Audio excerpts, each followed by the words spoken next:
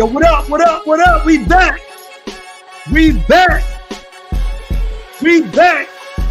We had some light. Yeah, salute. Technical difficulties, but we back. We got it together. We got it right, you heard? Y'all know. I seen that was in the chat, man. There's a lot of power. A lot of power coming together, man. Stuff start happening out of nowhere. You know the devil working out here, but we working hard too. You know what I'm saying? Oh. Yo, salute to y'all. Thank y'all for tapping in. Thank y'all for staying with us. Thank y'all for staying locked in. Y'all already know what it is. You know what I'm saying? So what up, Bo? What up? What up, boy, free tank, man. Free rock here. Talk to the peoples, man. Free the peoples. That's right. Free the peoples, man. What up, y'all? 2024, man. We got new energy out here, you heard? Yes, sir. Yes, sir. New energy for 2024. That's how we coming, you heard? New energy 2024. We ain't playing no games. We getting right to it this year. That be happening, man. Anytime, I tell you, anytime there's a lot of power coming together, man, something always happens. But you know, we're gonna fight through it, you heard? Well, we fight through it. We keep on fight through it. We keep on building, man. So where the bros at, man? We even go like Bl00d, we in the building. Yo, what up, Nitty Brim? What's up? What's the dawn? OSM, what up? King Move Podcast. Cola James, what's up, sis? Nikki Brim, we see you. Yo, what's going on? The Big 1090. Jose Montalvo, what's going on, y'all? Dark Side Sass, Kills. 2-5, what up? King Move. That's all that matters. Wolfpack.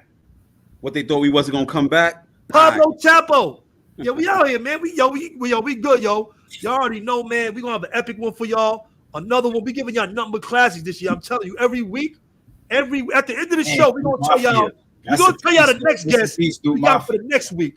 We got nothing but classics, nothing but OGs, nothing but official good energy for y'all for the whole year. That's how we bringing it, and we locked in straight up. So make sure y'all subscribe now. Hit the notification bell. Y'all not getting no nonsense. Ain't no crap up here. We ain't doing nothing. No in between. We ain't doing nothing but fire this year. You heard? We bringing out all the OGs. We bringing out all the real rights. We bringing out all the workers, the community workers. Everybody got exonerated. Right, that's true. That shows the right side. Salute the money. I just seen him out in Brooklyn last night. You know what I'm saying? Salute to money. He out here free. Y'all got him free. He said to thank y'all, but he gonna come up here and thank y'all himself. You know what I'm saying? Y'all got them subs for, but we got a great show for y'all tonight. You know, we got Pee Wee in the back. We got Ashan in the back. Salute to all the new subs. Salute to everybody rocking with us. They've been rocking with us through all the nonsense, through the ups and downs from day one. Salute to y'all, Daryl Carr. Y'all already know Smitty Brim. All of y'all. You know what I'm saying? All the people. Sadie B, Fat Cam. You know, all the people. Everybody that been rocking with us from the beginning. You heard? Those who we do know and those who we don't know, we appreciate the love. And the new subs. And the new subs. The new shares. Got over 200 subs since last week. And that's a very good accomplishment. 230 subs. I just want to say something because, you know, the Sheikh on Friday, we lost a very esteemed elder. We lost Sekou Odinga. This was a comrade in the struggle. He was one of the original Black Liberation Army soldiers. He was one of the individuals who was responsible for getting the comrade Assata Shakur freed.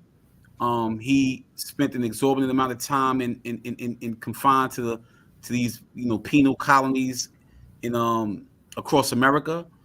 But he recently returned back to Allah, and as we say in Arabic, Inna lillahi wa inna ilayhi raji'un.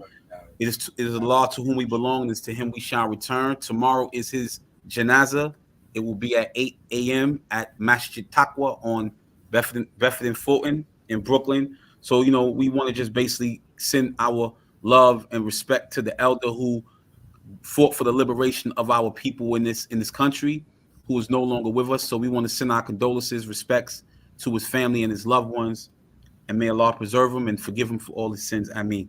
And with that being the case, I just want to also say specifically, we did great since last week. We brought Ashan on, Mikey and KK. Ashan is like a YouTube freaking sensation right now.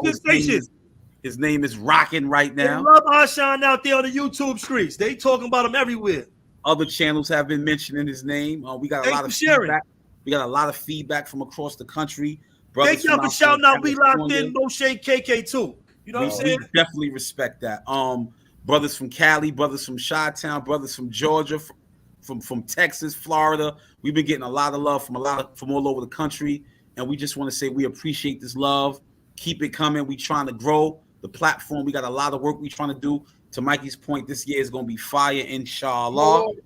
And we got some things we trying to do, man. We trying to impact the culture. But before we get to that, let's get back to what this is about. This live is about, man. Ashan came up here last week, and he had a lot of stuff that he needed to talk about, man. He wanted to talk about his upbringing, where he came from, those individuals who had an impact on his upbringing, how he was in the streets, wilding out, doing the things that as a young man, him not having the proper guidance, what he felt to be the right thing to do, instilling fear in people and running around his neighborhood terrorizing, running the streets of Brooklyn terrorizing. He wanted to share that story with you guys so that you guys could get an idea of who Ashan is. Ashan spoke about the time he spent in Tryon and DFY and the feds on Rikers Island up north. Him being my crimey and all of us going up north together, blowing trial and so on and so forth. And he just wanted to speak to you guys so that you guys have an understanding of who he is as a person. He mentioned that, he was in the feds with some heavy hitters that we know, Kev Frost, the Ty Guns, the Scar Brims, all of these individuals being the first of which who were like the New York Bloods in the Fed system in Otisville. And he also spoke about, coming up north for the first time and what that meant, and also being instrumental, a part of the construction of NYBBA. But Ashan's full story is not complete, because he spoke about reconciliation.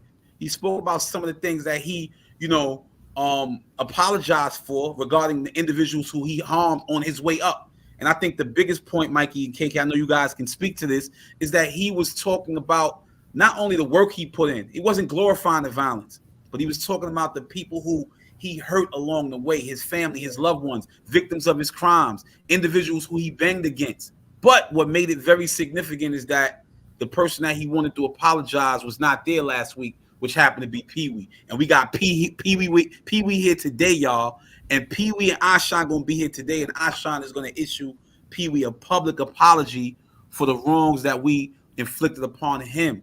And this is something that we're going to basically talk about. We're going to talk about all of this stuff today. We're going to get to the nitty and the gritty.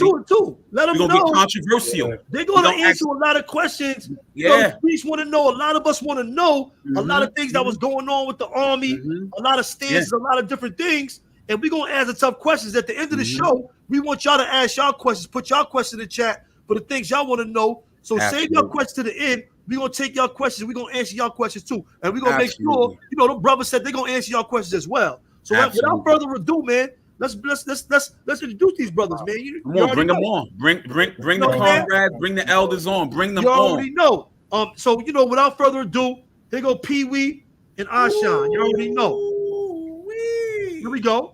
Yo, what's up? Salute. What up? Hey, man, what's good? Yo, what's going on, man? Pee-wee and Ashan is in the building, man. What's good, man? What's going on, man? Outside. You already know, man. It's good to see y'all brothers out here, man. It's good to see y'all brothers working and doing what y'all wanted, and doing what y'all supposed to do. And not only doing that, but going that extra mile to change the narrative, to work for the community, to get these kids out here, to get the peoples another look at what real rights is, what Big Homies was, and just manning up out here, not just, let's forget the gangster shit. Let's forget the gang stuff for 1 minute. Just being men and, showing redemption, reconciliation, apologizing, strong stuff that we don't really see from, OGs and dudes that call themselves or used to call themselves gangsters and, used to represent the culture from a certain perspective. You see what I'm saying? So I appreciate y'all brothers for that. You know what I'm saying? Y'all always gonna be real OGs in my eyes for that alone. You know what I mean? Let's solidify that. You know what I mean? So I was up here last week. We had an opportunity to get to know more about and and so on and so forth. We didn't get the whole story about who he is because we can't capture that in only 2 hours. But we got an opportunity to get a snapshot of the caliber individual who he is. And I know you were up here before we appreciate you coming back because this is your second time. Right. And I know you just don't be doing these, right? You told me like, nah, Mo, I ain't doing that. But being that it's you and it's your family, you're like, we're gonna do it. But I'm glad that you're up here because we get an opportunity to see how both of you guys are doing. And you guys have such an extensive history and there's so many questions we have regarding your relationship, who you guys are, how you were able to build and establish a relationship, and unfortunately, you know, how things, you know, got a little crazy, and then you know, certain decisions were made. I'm not going to get into that. We'll have you guys share certain things, but without further ado, man, I think you want to ask the first question, Mike, or you want? No, I want to say something first though. Speak. On, I apologize. Talk. Yeah. The floor is open for y'all, man. Let them take the mics. Episode was epic. I want to agree with Mikey B on I Shine Smile. His smile is so fucking amazing that it's like crazy. Yeah. I was thinking, Mikey, when you said it, I'm looking like, yo, boy, nobody never seen him smile before. Never. Like, that was like crazy. I'm like, yo, the illest mad dog in New York State go to I Shine. Illest mad dog in New York State. Illest mad dog in New York State, hands down, bro. Hey yo, so we right. So I know when exactly did, because you came in early. You came in like in 91. So when did you have an opportunity to first, as a young, because you were a teenager in 95, correct? Yes, I was. All right. So, and that needs to be expressed, because a lot of times individuals don't know how young you were at the beginning of prime time of 5'9". You were a teenager. How old exactly were you in Katsaki at that time? I believe I was 18 going to 19 at that time. You were 18 when you turned Brim? Mm-hmm. You were 18 when you turned Brim. So a lot of individuals, for whatever reason, Ashan mentioned this last week. He spoke about the gap between you guys and our elders, like Hellraiser and Iz and all of them. Those guys were like 10 years your seniors. So you guys came in a lot younger. But when you were introduced to, not so much when you were introduced, but when you became you were a teenager. So to the youth out there that's listening to this, this was a young individual in Wildcat Saki at the time. It was freaking lit, lights out, and you were there. Speak to that culture at the time of what was developing in that culture, because I know Mac was there at the time, and some of the original hats were there at the time. But go into the construction of what was happening between like that development. All right, so before Mac came, I never knew what Damu was over here. Like it didn't reach Kawasaki, it didn't reach up north yet, I don't believe. So Mac and 380, they pulled up around the same time. I think they came out from Elmira, I believe. I think they both came from Elmira. So what happened was Mac knew JF, which was one of the first 9, because they was in Baltimore together. So this is how I got introduced to Mac. So he started breaking down the culture of Damu. So at first I'm laughing like, nigga, this is not LA. Fuck is you talking about some blood shit? Like, this is New York City. Like, you bugging, nigga. We don't do that over here. You know what I mean? But the breakdown sincerity was so sincere. I'm like, yo, I can get a part of this. You know what I mean? This is about us. It's about blacks. You know what I mean? I can do this. You know what I mean? That's how that came about. So exactly. There's a misconception. Nada was there at the time. Epo, Hannibal, Larry O, which they calling him. What was Larry O other name? Sincere. Yeah. So we was all there at the time. I mean, so that was basically the birth of. But it was originally supposed to be 9-5 Brims originally for the year, but Mac decided to keep it 5'9". So that's how that came about. So and this is with respect to the Damus out west, and a lot of times individuals think that when everybody received their understanding of Damu over here, that automatically that meant that individuals were mimicking a culture, a gang subculture from out west. But here you're saying that when it was broken down to you, it was broken down to you so that you had an understanding of that it was about the empowerment and upliftment of Black people, correct? Correct. All right. So that's so, and I'm saying that for the record because there's a lot of misconceptions that we were copycatting a lot, and we're going to get to that. There's going to be a time for us to kind of have that conversation, not only with our brothers from over here, but individuals out west as well, where we can kind of dispel a lot of those myths to break down exactly how information came to you and how you internalized it at that time. Right. Is that how all of you guys got it? I mean, Shaq, L.O., Dada, Hannibal, is that how all of you guys got it? Yes, for the most part, yeah. Like, this was a brotherhood. We was fighting against the oppression, which at the time was the Land Kings and the Etas. So this was where the strength for us. I mean, you know, back to everything is about education, big on education, big on history. I mean, y'all already know that. Like, if you ain't know what you're supposed to know, you was getting penalized. So everything was big on history, education, Black history, Black Panthers, BLA, SLA, anything dealing with revolutionary history, we was supposed to, we learned it. I mean, so you already know. Copy. All right, and that's important right there as well, because I remember that was something that I gravitated towards, where those revolutionary books just seemed to be something that I just loved to kind of read all the time. I knew everything about any revolutionary all over the world. Yes. I could name 20 revolutionaries, 100 revolutionaries, and the thing was that I thought that this is what we were fighting for. That we were fighting for the empowerment and upliftment of our people. And I know it was wild and kind of crazy. Everybody knows that it was prison, but there was still that essence of what we were fighting for and fighting against. So let me ask you a question. When did you get to a point after you left Elmira? When was the first time that you I ain't Elmira. Mac and them came from Elmira to Katsaki. Pardon me, Katsaki. When was the first time that you and I kind of either got up together or you heard about and vice versa? So the first time I heard about I think he was in Clinton. He was in Clinton, right, Yeah, I was in Clinton. When me and Shaq sent that kite to you? Yeah. Right, so he was in Clinton at the time. So he had just left Two-Face. Shout out to Lacey. Hopefully Lacey be free soon. Absolutely. I know they do free Lacey. Board. Yeah, hopefully he'll be back out here with us. Big bro, man. I mean, Lacey, man. So what went into, because I know at that time, this is around the time when UBN is going through its breakup period. And I know that Iz was like, he kind of pulled away and he was like, you know what, I'm gonna do my thing over here. And then Ty Guns did the same thing. But what made you specifically think? What made we think, like, you know what? This is what I want to do, and this is the vision that I have. Like, answer the first question if you can first. Like, why did you think that it was important to do that, and what was your vision? Important to do what? Be clear on that question, Mo, because you said it's important to do something. Thank you, my brother.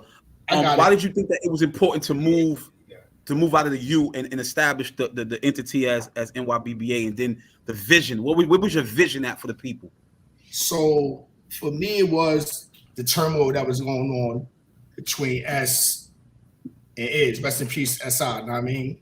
You lost the right good bro right there. That going on. So my thing was, I wanted to separate bring B to L. What that means to me, that's what I was trying to bring. Let me bring this B to L back. We're gonna bring this B to L back. We're gonna do Brim love. We're gonna show them this is how it's supposed to be. Copy. I mean, but a lot of people took it the wrong way. Like, we trying to separate ourselves. It wasn't that we separating ourselves as far as we saying we not Damu, we against Damu, we against the you. No, it was that we gonna take care of our own to protect our brothers. A lot of people is doing a lot of bullshit. I mean, that's not true. Y'all saying y'all living by these rules. No sniffing dope, no doing this, no that, no this. But in reality, y'all doing this. And then y'all penalizing the little homies for doing bullshit. Oh, he messed up on taking a deal, so he a deal. No, y'all wrong yourself. Y'all write these rules, but y'all living foul. Wow. So for me, it's like, let me separate minds from this, and we're gonna bring it back through this. Okay, so it was a way to kind of redefine what the essence of what Damu stood for. You guys wanted to be the imminent movement of what Damu stood for. Okay, hold on. Let me ask a follow-up question. Oh, God, thank you. What happened when you was in upstate, right? You did that in upstate? The NYBBA? Yeah. So no, it formulated upstate with me and Shaq. I wound up going to Comstock, and that's when East Homicide popped off. But Reg was a 5 point. He was a 5 point. I was a 5 point with Reg. At that time, I was a 5 point. That's how the whole East Homicide sent the kite over to Reg. This is what he doing. Al G is supposed to open world famous in Comstock, but he didn't want to do it. So that never went nowhere. I forgot about that too. Right. Yeah. And Mel Cross was there. So that's how the Outlaw came about, because Mel Cross wanted to be, he was changing the primetime nights. I was like, nah, come up with a better name, bro. Know what I mean? And that's how Outlaw came about. So what? And I know that everybody in your vision, as you envisioned it, you respected the people who were with you, and kind of put me into your mind for that. With all due respect, that you knew that each individual had different skill sets. So speak to Sean in this case. Like, what did you know when you felt that Sean could help contribute to bringing back the essence of what Damu stood for?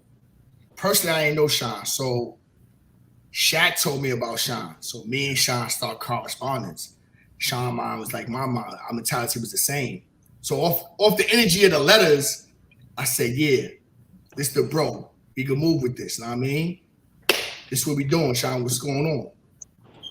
I think at first he was skeptical because I think he thought we was not including Two-Face in what we was doing, and being that Lacey brought him over, which I understood his loyalty. So I think he was undecisive at the time, but he eventually came over because he was like, listen, that's the big bro. But he's not on board what we're doing right now. When he get on board, then it is what it is. Everything could be relinquished. That's nothing. That's the big bro. It was left in his hands, but we're gonna keep doing what we're doing until we get to where we're going.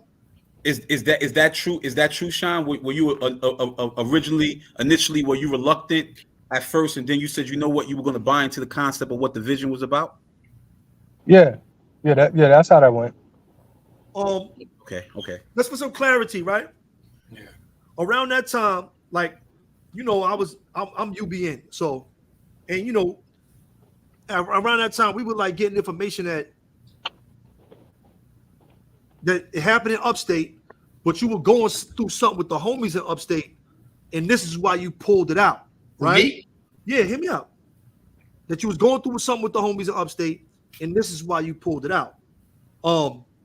Lace, you know, you was running it, but homie he jacked it, but to hold you down, but it wasn't his call. So it was like a lot of people looked at it like you snaked homie.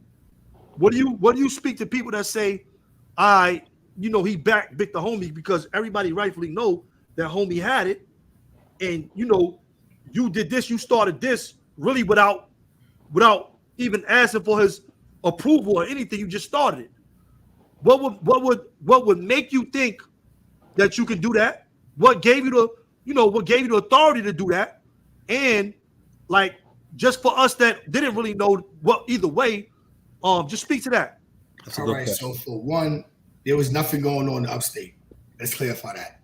Everything was still under you. Asai was pushing out his little agenda. Iz was pushing out his agenda.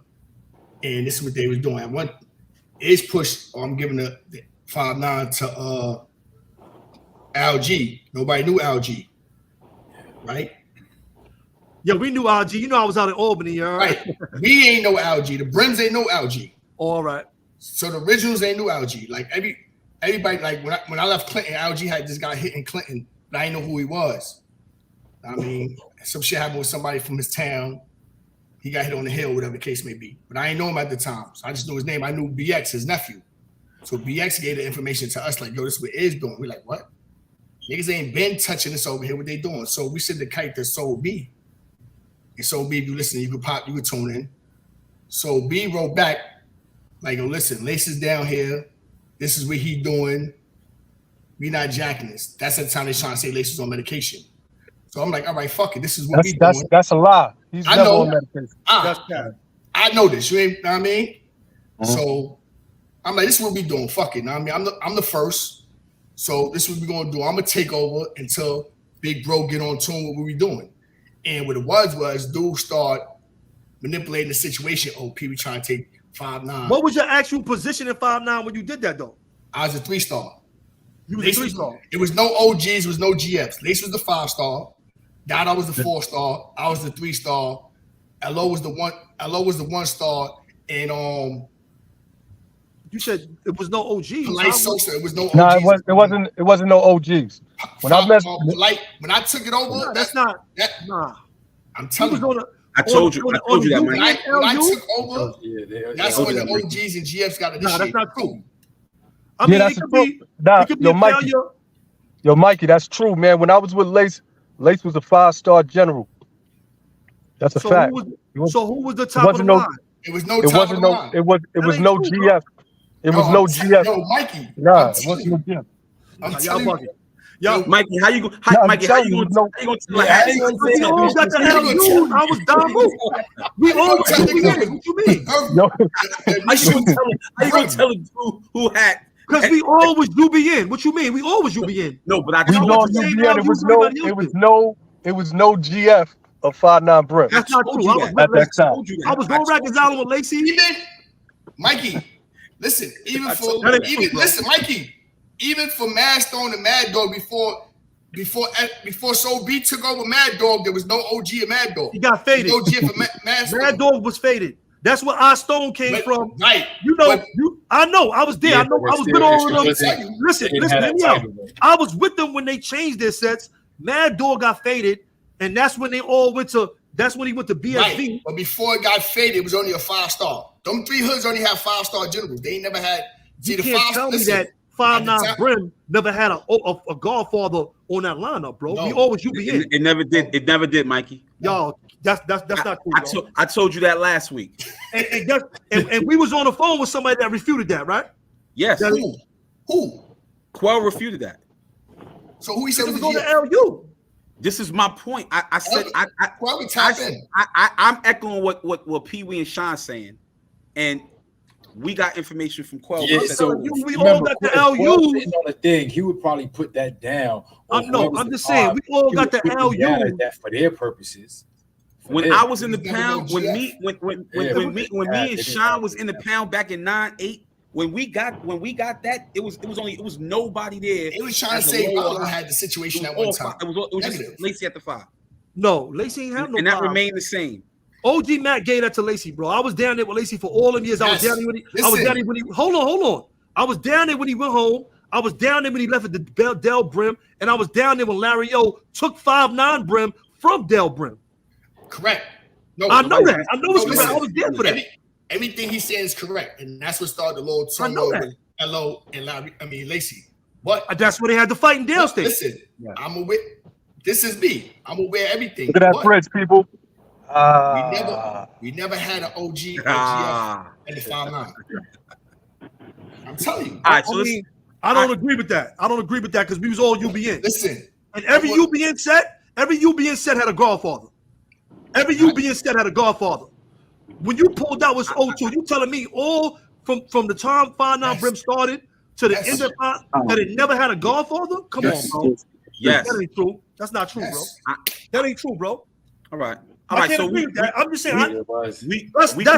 That ain't true, bro. Every set. So you telling me, hold on. After we're not getting anywhere by disagreeing. I know, but this is what I'm saying. All right, let's get some clarity. Let's give clarity to the people. You telling me after the second generation sets came out that 5'9" Brim still ain't have a Godfather? Yes. Come on, bro. Stop. Yes. No, that's true. That's a fact. When I was with Lacey, he said he was the 5-star general. I'm not making this up. We was getting it. No, I was stoned. So he the same one that coined the phrase of the culture, Gorilla Father. Everybody's saying Gorilla Father because of him as well. So what that mean? Yeah, but hold on, Mikey. What you're doing by saying when you were there, you're invalidating the people who Ashan saying he was with Lacey. This is what Lacey told me. I was with Lacey too. What you mean? I was with Lacey when he went home. I was with Lacey too. Lacey. I'm talking about we came with Remember that Superiors? I was when he came back. Yeah, Superiors. That's like 96. Let's move on. Lacey turned Ashan Brim. I know, but that was in Shawanga, right? He said that. Right. Yeah. I was with Lacey in 9-6 in the Bing, 9-7 before he went home, and I was with him when he came back. When he came back in 9-8, I seen him when he came back. I'm saying this is where the confusion's coming in. Yeah, he was on Rikers Island. He was claiming 101 of 5'9" Brim. That's what he was. Yeah. Yeah. I'm saying, but when they came out with the generals and the GFs and all that, it wasn't no GF from the 5'9" Brim. It was only a 5-star and down. I said that. Correct. All right, it wasn't no GF. It wasn't no OGs. I don't agree. Every set under the UBN had a Godfather. Right. Every set under the UBN had a Godfather. Every set. All right. So all right. Our original GFs under 5'9" Brim to what I know is Lacey and Pee Wee. Those are the original GFs of 5'9" Brim. When it came out with that. Like I said, They were saying that one time Rollo superiors and had 5'9" Brim. Yes. Which was, I don't know where that came from, but that's what was said. But mind you, at the time, we still young. So until I leave Kawasaki and go to Attica, there's no communication nowhere. So I'm saying, so Kawasaki didn't really have a communication base because we was fresh. You know what I mean? We still babies, we still newborns into this. And so I got the Attica and I got around Pimp, Soul B and everybody over there. I didn't get to meet Quell. Quell was downstairs. I think he went upstairs to the box after that thing popped off with us in the Attica with the police. But I didn't get to meet Quell. Hitman, all of us was the Hitman, Gambino, Pimp, Gangsta Light. It was mad homies there in Attica. Matter of fact, that's when a mentor first popped off. I heard y'all talk about a mentor. Mentor first popped off. It wasn't really sanctioned at the time. Lion popped the mentor off. It wasn't sanctioned, but they was jacking it over there because they was real right. It didn't, it got sanctioned. They don't want to turn the double down, however that happened. You know what I mean? But So take us back to the foundation of NYBBA and the mindset. As you said you wanted it to be predicated on bringing back the essence of Damu. So what did that consist of when you say bringing back the essence of Damu? Like what did that mean to you, and what did that mean to all of your generals who were helping to execute that vision? It just meant showing Damu love. Like, at one time, like, we were so small. Like, so if you run to see your brother, you happy to see your brother. Like, nigga, I got another blood with me right here. Like, and we doing whatever. You know what I mean? We going out, how it turned out. We stomped out. Whatever we doing, we going out together. You know what I mean? We talk about it when we get to the box and laugh about it. So we trying to bring that origin back, like, yo, it's Damu love. You know what I mean? And just to show that the little bullshit that was going on, just little turmoil, snake shit that was going on, backbiting shit, people just being promoted for no reason because niggas getting the bag, or because you plugged me in with your mother or your sister, or you pulled me on a visit one time, shit like that. You ain't worthy of these certain things that you're getting at the end of the day. Okay. Well, I guess, and Mikey raises a valid point, because this point has been raised, and I don't know if the question was answered. So you decided to make that decision, and you like, you know what, we need to kind of like separate ourselves. Do you feel that if the hats kind of remain under the you at that time, they kind of still allow themselves to be governed by a lifestyle of individuals that's not really adhering to a lot of the rules and regulations, is what I'm saying, is what I'm hearing? Repeat that again. So your decision to move away from what you felt like individuals who weren't living according to the true essence of what Damu represented, you're saying that if y'all would have remained over there, it would have still been allowed for individuals to be governed by policies that you believe individuals wasn't living up to themselves. Of course. Yeah. So did it ever come where you and Two-Face was like in disagreement over the direction, because he probably had his vision, you had your vision? Was there like a disagreement with respect to that? It was like, okay. Like Mikey said, he sanctioned. He ain't everybody agree with, but he stamped it. As far as saying, yeah, with Pee Wee doing I'm jacking, I see Pee Wee when I see Pee Wee, and we deal with that how we deal with that. Yeah, I remember that. All right. But see, a lot of people ain't know that me and him was in correspondence. So when they doing the bullshit, they don't know that I got H. Luch sending kites back and forth to Lacey, and he corresponded. I mean, yeah. A lot of people ain't know that, so they was just saying, oh yeah, Pee Wee Snake Lacey, he took the army, he did this, he did this. This agreement I had with Lacey, as far as everything, was when he opened all them hoods in Comstock. My thing was this, and it wasn't about him opening the hoods because he opened his squad, and his squad remained. My thing was the same individuals that was against the army when we started, now that the army to flourish, y'all want to be a part of the army. Negative. That was the same people. Hurst was Brim, right? He turned Brim and Comstock. He turned Brim. What was he said? What they trade? Hirsch was Donald G.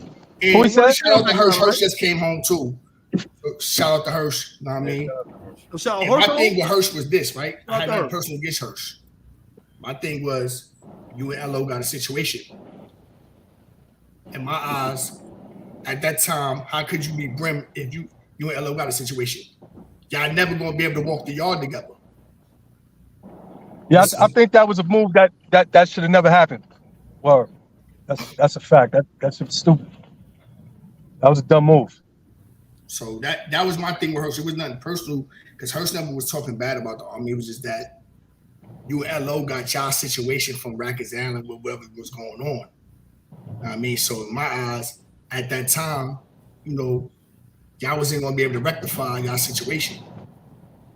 And it turned out to be true. Maybe now they probably can rectify whatever the case may be. But back then, to me, I couldn't see it. It was impossible. And I explained that to Hirsch because he like, yo, how you done my shit? And I'm like, boy, you got the big for LO. LO's one of the first 9. Like he's one of the founders of 5'9". Is you serious? Do you think, what role do you think? Because I know like previous movements, our predecessors, they fell victim to a lot of like agent provocateur type of activities within their movements, and I always knew that you and Lace never had like drama. It was always what was perceived to be. Like everybody who was not in the know thought otherwise, but those that were in the know knew already, right? So what do you think?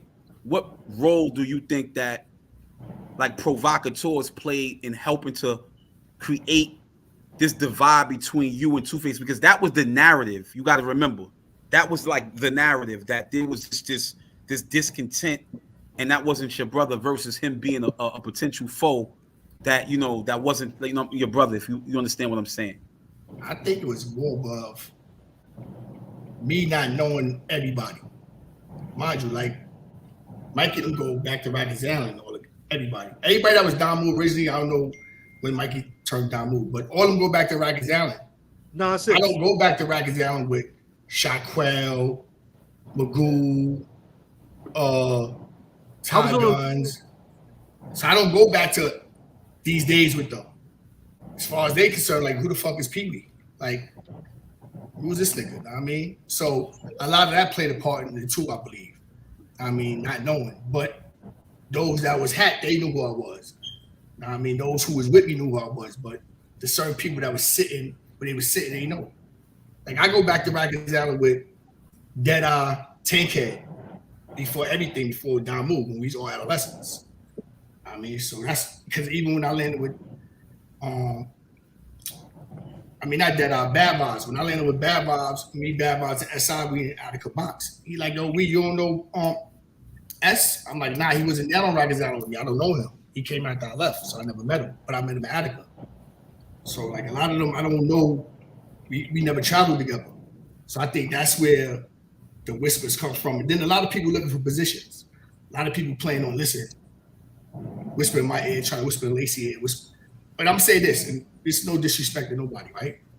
At that time, when NYBB was at this height, I was him. If I wanted to push a button on Lacey, I believe niggas would have shot Lacey. But I never did that because that's my brother. I was going to ask you that, bro. So you never pushed the button on Lacey? No. Sean landed with Lacey and Elmira. And like, yo, and send me a cut. Yo, we Lacey here. Boom, boom, boom, boom. He doing what we doing. I said, listen, that's the bro. That's the big bro. As long as he doing what we doing, we all in accordance. I said, only thing I got against him is them 5 hoods he started in Comstock. That was it. Let me ask you. Yeah, them hoods. Hold on. Matter of fact, Sean, you and S. Brim was over there with him. Yeah, me and S. Brim was over there with him when he landed at Elmira. And that movement that he started as far as like with them other hoods and all that, he changed his perspective on them and closed them shits. He no longer was pursuing that. It was just the 9 hoods that we had out, and that was it. Because that was our concept. That was 2006. And why do you think that he changed his perspective on that? I mean, because obviously me and him had a deep conversation about, the importance of structure, man. And he agreed with me because he's an individual that brought me the hat, and he know that if I'm over there, we good, man. So S was over there too. He put a hat on S too. Yeah. And we was GF, so he had his squad and I had Lowrider. And mind you, these are two people that's his drops that's put in top positions under NYBBA. Yeah. Nobody was moving his pieces out the way. I ain't want 5'9" to be touched. I ain't want Elo to go nowhere. I ain't want Shaq to go nowhere. I ain't want Epo. I ain't want none of them to go nowhere. Epo was supposed to go. Him and La was trying to start something at 5 point. I forgot what it was. It might have been. I forgot the name. It might have been Mad Hatter or something. He was trying to start, and I think that's where JL got that name from. But I'm like, nah. Yeah, that's where he got. That's Need you stay. That's where he got the name from. That's where exactly we got that name from. So to Mikey's question, no, I never pushed the button on Lace. I actually went to visit Lace since I've been home. Me and Shaq actually went there.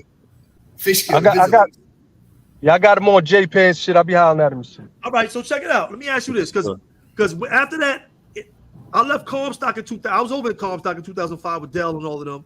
And then I'll say this though. Everything that was under him, that wasn't a part of 9, I pushed the button on. I'll say that. Well, they was getting, that's what I was about to ask you because I pulled up with you. Me and you was in Attica on 37 Company. I just pulled up. You was leaving. I was coming on. I was leaving. I was coming on the company, and you was leaving the company. I thought I was coming on the company. You was leaving the company. Nah, I was coming on. I think because Dell was over there still. Dell was over there still. Yeah, you was leaving. You was leaving. I was coming. You was because we wasn't there. I stayed in C block and you left. KK, you see this? We arguing over who was coming, who was leaving. No, because we was together. We was on the same company. He was on the other side. You know how I go. I go, Mo. So I see him, and we kick it. And Dell Brim, I see him checking Dell Brim up there. He was talking to Dell Brim like, "Yo, Dell Brim, you know you're not supposed to be rapping that shit." Oh, he was up here earlier. Or Willis Ave. And the reason why that with Dell was because Dell, you was there from the start. So my thing with Dell was you lacy drop too. And you allowed a lot of bullshit to go on. Right. GL in the building, gangster love in the building. See, Dell knew the truth, so you knew there was no hidden motives between me and Lacey, but you wasn't saying nothing. I don't know why. Cyphers, right? Salute, Camstone. On 38. So where do you think? Matter of fact, China was up there with us too. Which China? The one that got the YouTube video. But no, he was gone when I came. I don't know China. That's what I'm trying to tell you. He said we was up there together, but I don't know him. I was next door to Dell. I think I took your cell. I'm telling you, I was next door to Dell, and China was across from us. I was in the front. Then they moved me to the flats. Oh. You gone? You left the block. You ain't staying C block with me, bro. We never was in the yard together. No, I was keep block when I got there. But you left. I was coming in. Right, I was keep block. Sergeant Cochran said, "Yo, listen, I'm gonna give you a chance. I'm gonna let you in population." They might have sent me to B block. Matter of fact, China Brim said he was there with me, but I don't remember him. He was there. I don't remember him though. So in your original vision of when NYBBA was constructed, did you envision that it would automatically reach 9 hoods? Did you have that as the original concept, or was it going to be 5, 6, 7? All right, 5. And why was the allowance of why was it allowed to go from 5 to 9? What changed from your initial vision to your subsequent vision? Because initially I ain't think nobody from 5'9" wanted to leave and start their own hoods. If that was the case, then the whole 9 would have been the original 9. But I'm figuring everybody gonna stay 5'9", but people wanted to branch off and do their own thing. So I'm like, all right. Can y'all hear me? Do you hear me? Yeah, I hear you. So people wanted to branch off and do their own things. And then you had Red Side. Why is Red adapted the Brim, right? DI adapted the Brim. This would mean DI clash at. I remember that. This is probably the clash you're talking about that was going on the upstate at the time, because Crossroads is on my side, and Wayno, shout out to Wayno home too. Wayno was on the other side. I think. That's Reg Brim. Who's that? No, I don't think that's Reg. So, they both adapted the Brim on the end of their hoods. So I sent a kite to both of them. Like, listen, this is what we doing. I first heard about it when I was in Comstock. I think SI pushed out a thing. That's when Trigger was over there. So initially, that's when the first issue with the Brims and you started was in Comstock. It wasn't 5 Point. That's that is crazy because that's what I wanted to. It was with Trigger because he was KGB at the time. First issue, yeah. Know what I mean? So him and Algie had something going on over there, and that's how that occurred. But I heard about it, and I'm thinking it's Red Side, but then H2's telling me no, that's it's 99. So I'm like 99, like what is DI doing? Hey yo, I'm it's gonna get dark for a second. I'm gonna be right back on though. I ain't going nowhere, nothing like that. Don't go nowhere. Put the phone in my pocket. No, Make sure you mute yourself. I'm not going nowhere. I'm getting ready to get out the car and shit. All right, so mute yourself and darken your camera. All right. So yeah, so All right, thank you. I reached out to both Wise Red and DI. As Red, Mr. Division came over. DI didn't want to come over. I spent DI. You can't rep Brim. You're not Brim. I mean, so you got to remove that. Despite what we going through, you got to remove that. I mean, so that's how that little shit happened. So that shit was like a big thing in the streets. Like I remember that. Do you think that? Pardon me. Go ahead, Mike. Go ahead, bro. Go ahead. Finish what you about to say. I was gonna ask you. Do you think DI was doing that out of a sign of respect for y'all, or that he wanted to kind of like include his hood within the army? What do you think his concept was? Did you guys ever speak about that? Yeah, I spoke to DI about it later on. What was his thing was it was showing respect not only to us but to General Robert Lee and Little Country. Okay. Which I understood, but at the time we done pulled out, so it's like it's taken as a disrespect, even though it wasn't disrespect, but it's taken as a disrespect to us. Like we're not even a part of that no more. And how you just come up talking about you 99 Brim? Okay. And then he said Lacey sanctioned it. Okay, did I holla at Two-Face? Two-Face fight back. I don't know nothing about none of that. Whatever you say, it is what it is. I wish I still had my kites so I could just put them on the screen. What's up, Mikey? What you want to say, man? Let me ask you about this the 5 Point situation. I know something. Let me touch on the 5 Point situation. Hold on. Let me ask you because I'm gonna and I want you to clarify this for me. As far as I know, that little war that you had, I don't know if it was with the Billies, with the U, or whoever it was, but I think that is the first blood on blood war. So we touch on this, right? Is that the first blood on blood war? 5 Point. Do you have credit for the first blood on blood war? No. What blood on blood war, set war was before that? Oh, blood on blood. We ain't credit. We ain't had nothing to do. We're talking about 5 Point and Comstock. 5 Point. So 5 Point, right? That wasn't even with the Brims. Let's correct that. That's with the Stones that we got involved in it. Wayno and B-Stick, they was pushing Vanguard. Wayno? They's pushing. This is the hood that's supposed to be on the Vanguard. Which Wayno? Remember we had that conversation last time. I hear you, bro. Telling you about Double 9 Wayno. Double 9 Wayno, you said? Yes, Wayno home, and I should have told Wayno to top in, but he probably ain't gonna top in. All right, go ahead, keep going. Listen, Wayno and B-Stick was pushing Vanguard at the time, right?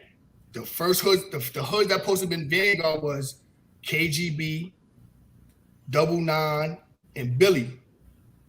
At one time they were saying that Ricky Hunter, but it wasn't. But it was them three, right? So they wound up shooting Carmega. No, that's his name. No. Mechadon, not fight on Mechadon over there. I heard it with the dread. That's how that whole thing started over there. And I think Reg and Dylan got involved in that situation over there. So we ain't initiate nothing. What year was that? That was 01, 05. Right? Was it 05? 03? 05? 03. It had to be 03. 05? I don't think it was 05. All right, say around there. It might have been 03, 04. It was 03, 04. Got to be 03, 04. Whenever Vanguard initially started. Yeah, it was 03, 04. I was in Clinton. at the time when we all found that out. They initiated all that, not us. Now, Comstock. Wait a minute. So somebody got shot. Mechadon, wasn't he Miller? Mechadon was Bloodstone. He was saying he was tired of gun brother before. All right, so he went to know later. Hey, yo, hold on for 1 second, y'all. Hey, yo, Mo, you can send me that link again in my email because I'm gonna transfer it over to the the laptop. Copy. That's done now. So that's how that started. Now, as far as Comstock concerned, I know Comstock probably is like the first blood on blood thing over there. Whatever happened over there, it didn't get too crazy. I know something happened with Al-G and Trigger. Which Trigger? Trigger that was KGB, the little from Buffalo. Jamaican Trigger? The one from Buffalo, the dress, little she talking about he was GF for KGB with Tankhead.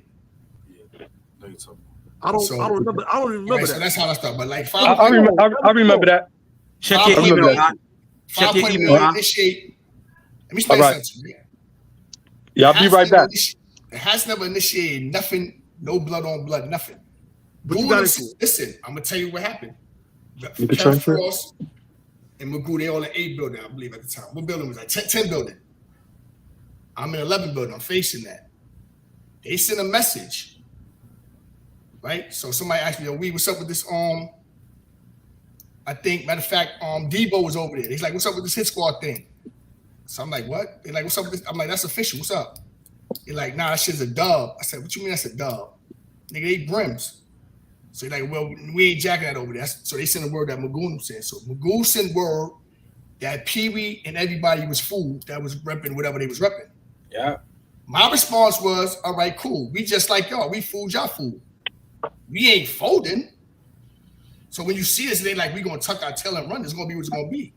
So remember when I was telling you it was a list put out? Like they had. Did you know that to be true? Did you contact him and know that to be true though? It was a list. It was a list was intercepted. Yeah, and list was intercepted. I told you that. So anything that KK was saying, I'm saying because I watched it last week. I'm like, yeah, everything is true.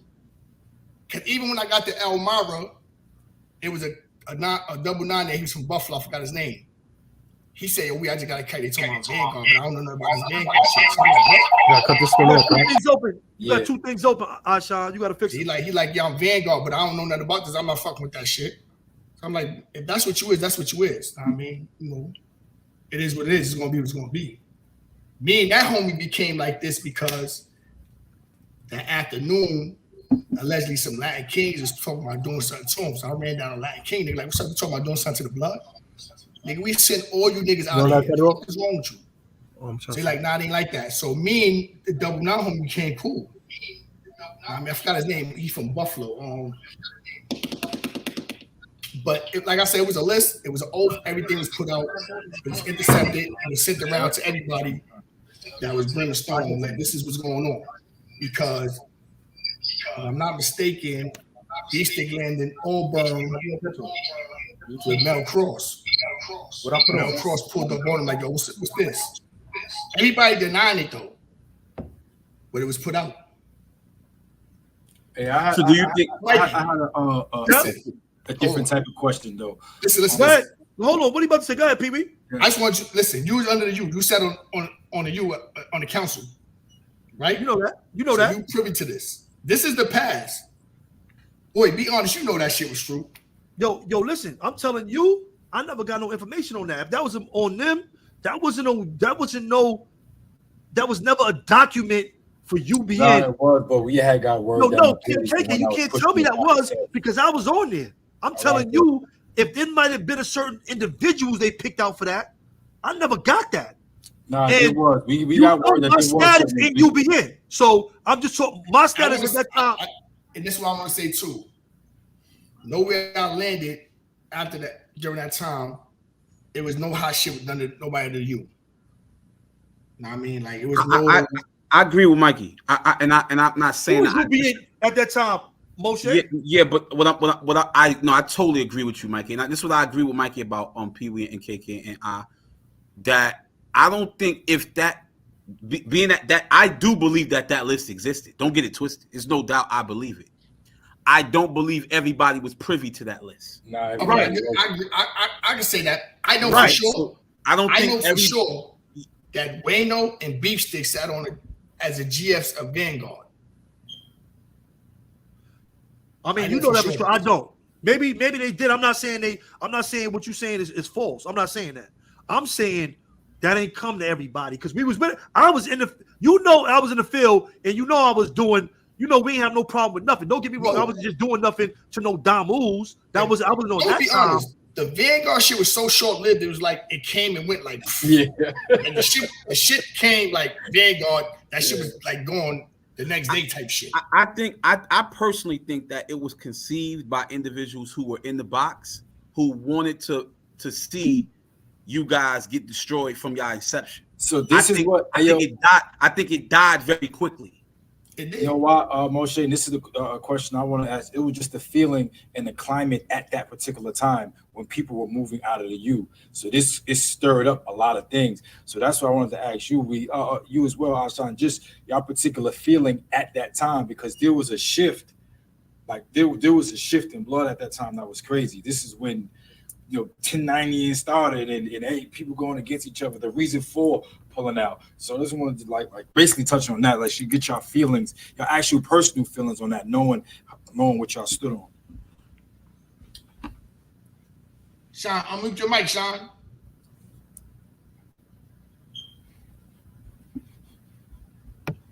Okay, no, go back. Okay, you good? It's good, right? You can hear me? We can hear you. Yep. All right. So, when Pee Wee pulled us out of UBN and started NYBBA, that was a big hat, and I'm doing what the big hat say. That's just how it went. That's how we respect. Pierce and blood. They got to respect protocol. Now, my opinion about it, as far as us pulling out, I really didn't at that time. I really didn't have no opinion about it. I'm doing what is asked of me. You know what I'm saying? So that's really it. Where do you? I think we asked this question to Al last week, but I'm gonna ask where do you think that? Like we're at a point right now where it's like, okay, now you guys see that. All right, nobody can say we not established. We are established. But when did you see like some of the changes? Like perhaps, damn, I created this, but this thing has gotten a little out of control now. Like you because remember your initial vision was that you wanted to bring back. I think we ain't get no clarity on the vision though. What was the real vision of Bl00d? What was for the Brim Army? Because, all right, I know outside of Ashan, because I met Ashan late. Outside of Ashan, I know Mel Crow, I know all of these. Is like the Brims is like, I'm Brim, you heard? I don't give a fuck what nobody say, you heard? So who's question? Was your question or my question? No. I'm just saying because we didn't get a real vision of what the army, the role the army was supposed to play for us, because the army, it was legitimate. Okay. All the bros that was a part of the army was all official real rights, right? There was all official real rights. What was the role of the army when you pulled it out? What was the vision that you had for the people of the army? What was the vision for that, bro? And the fight against oppression. How was that going to aid black people in prison and in America against the fight against oppression? That's what we want to know. I think. What you mean the fight against oppression? Oppression as far as the that's system? What we fought for, bro. That was our fight. That was our fight, bro. Right? That was our fight. Oppression, war. Every night we chanted that. Every night. That was instilled in us, bro. That was our fight. When we was dealing with oppression, we was talking about as far as being oppressed by the land. So now we talking about a different oppression, or we talking about oppression altogether? Because whatever foundation, listen, with the Brim, the foundation, the core never swayed from the beginning. Our principles remained the same, right? Our vision was different because now we talking about economical growth.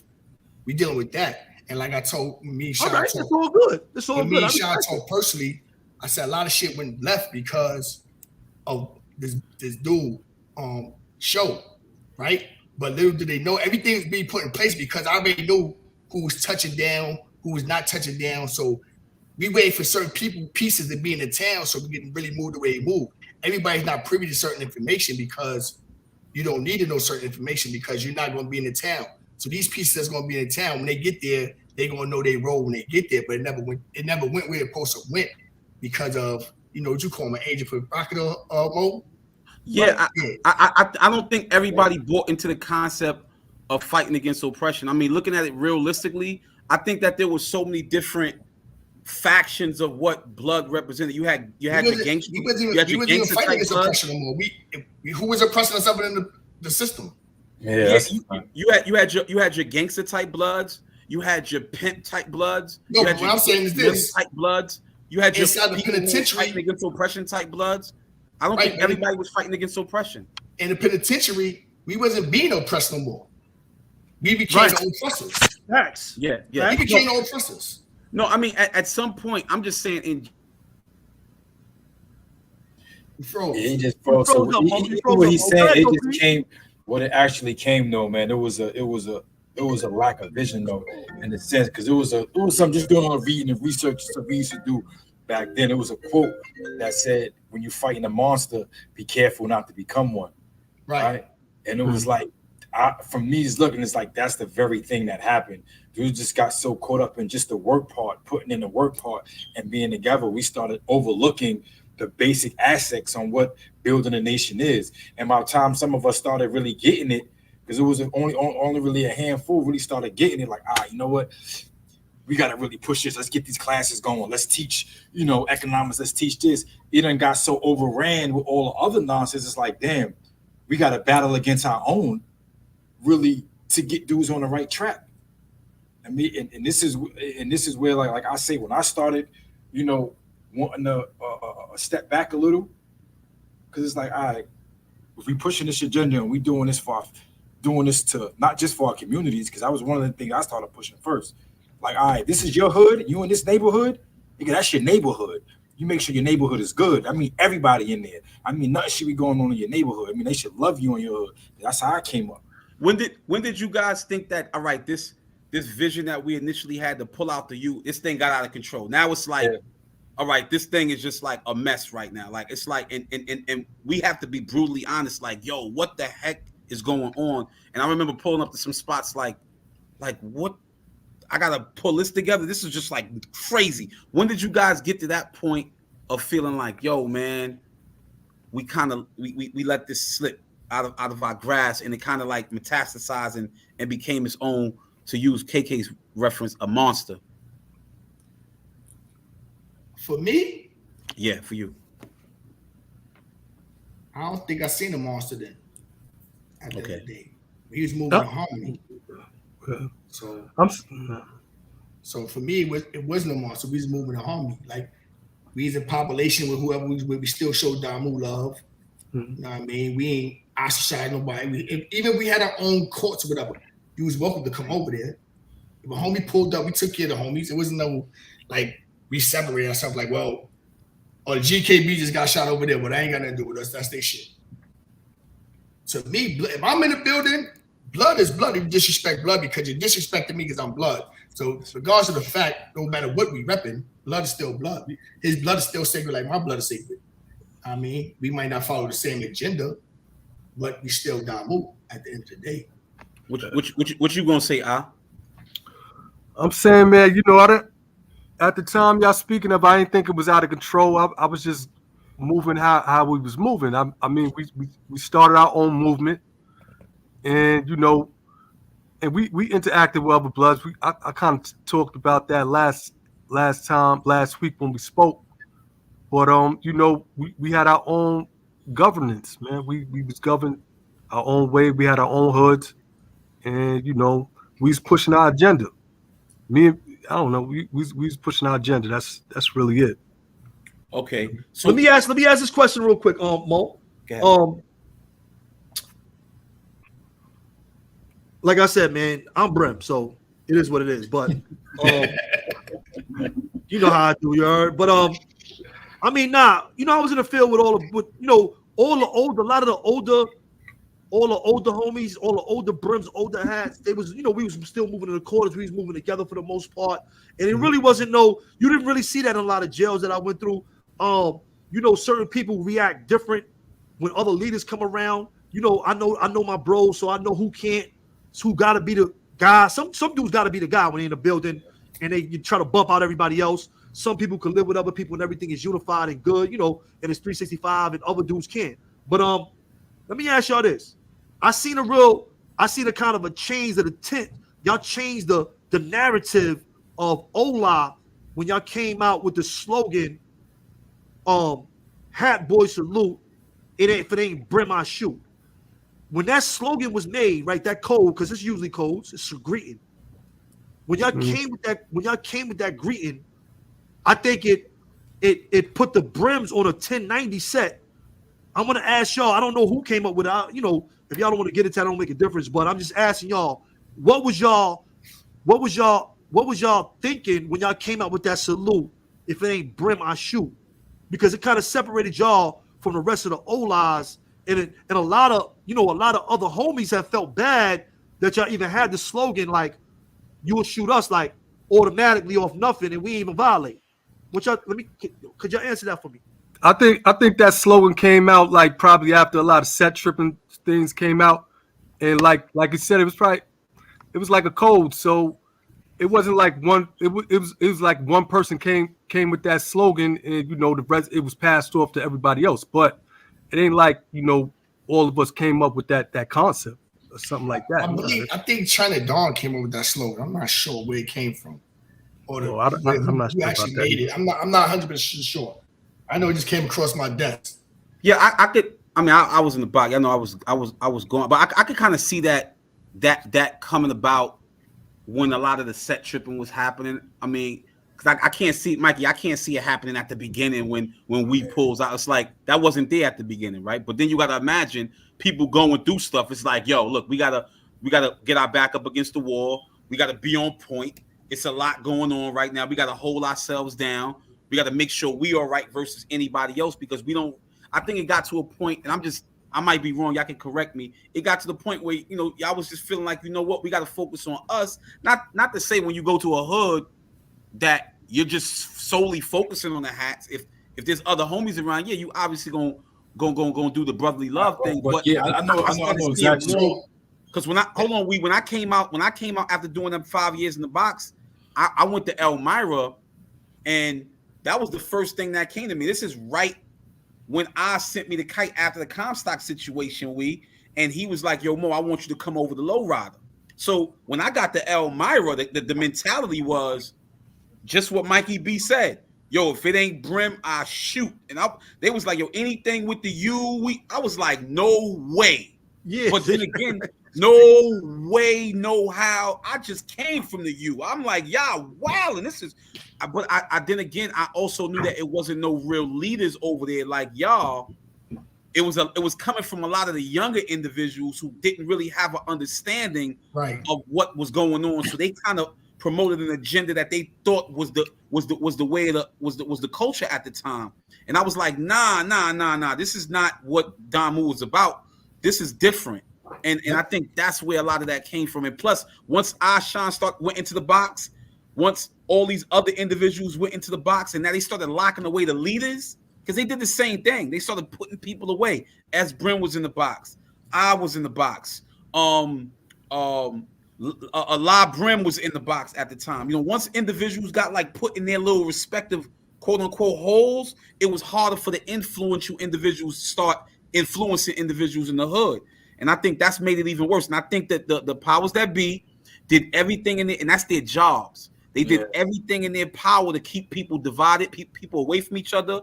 They did everything to divide the movement up. I don't care what nobody say. I agree, because a lot of us who had the same mentality, like they would not have around each other.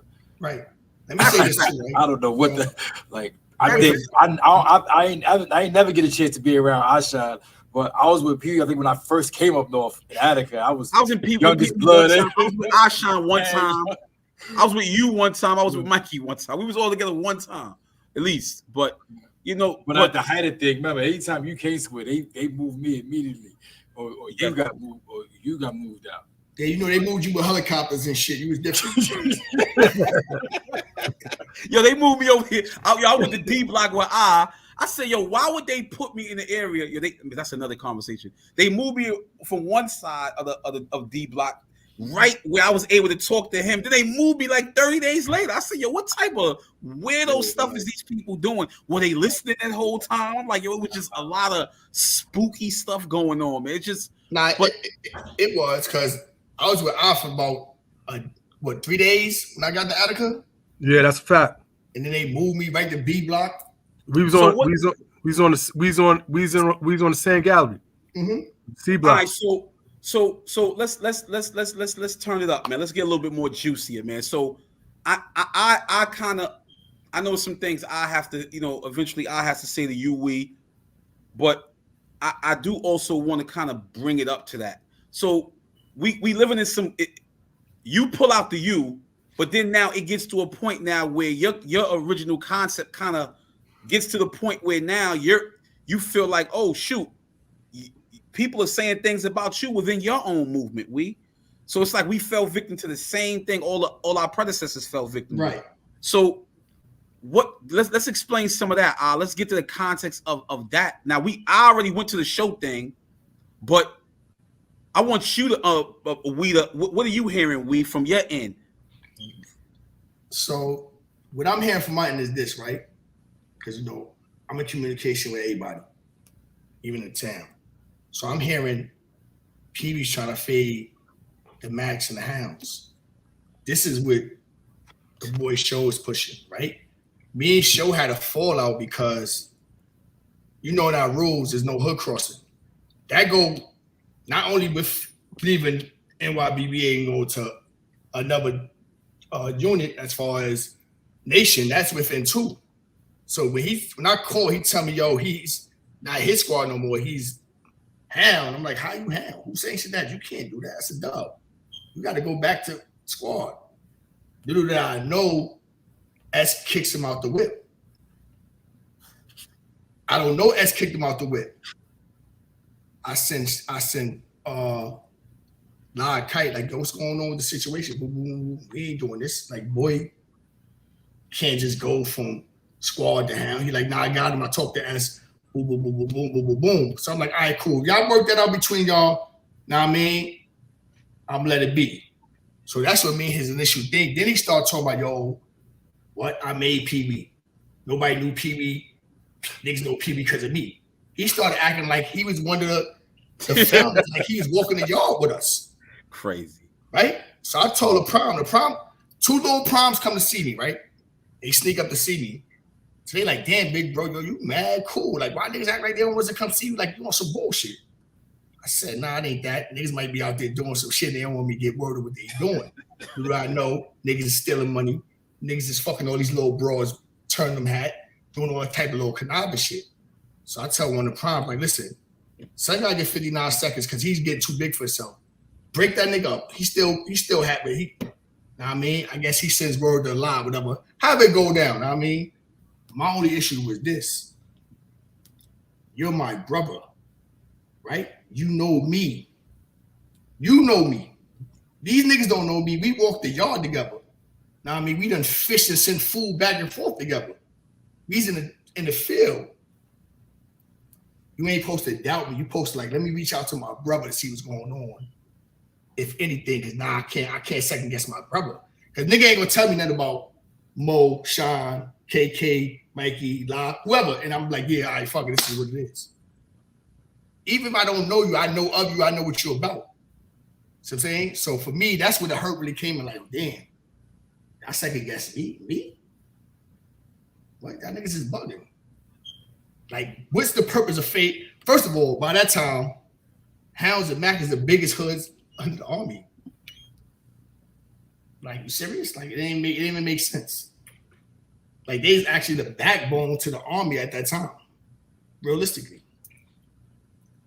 And the crazy thing is that, and that's I want to clarify this too.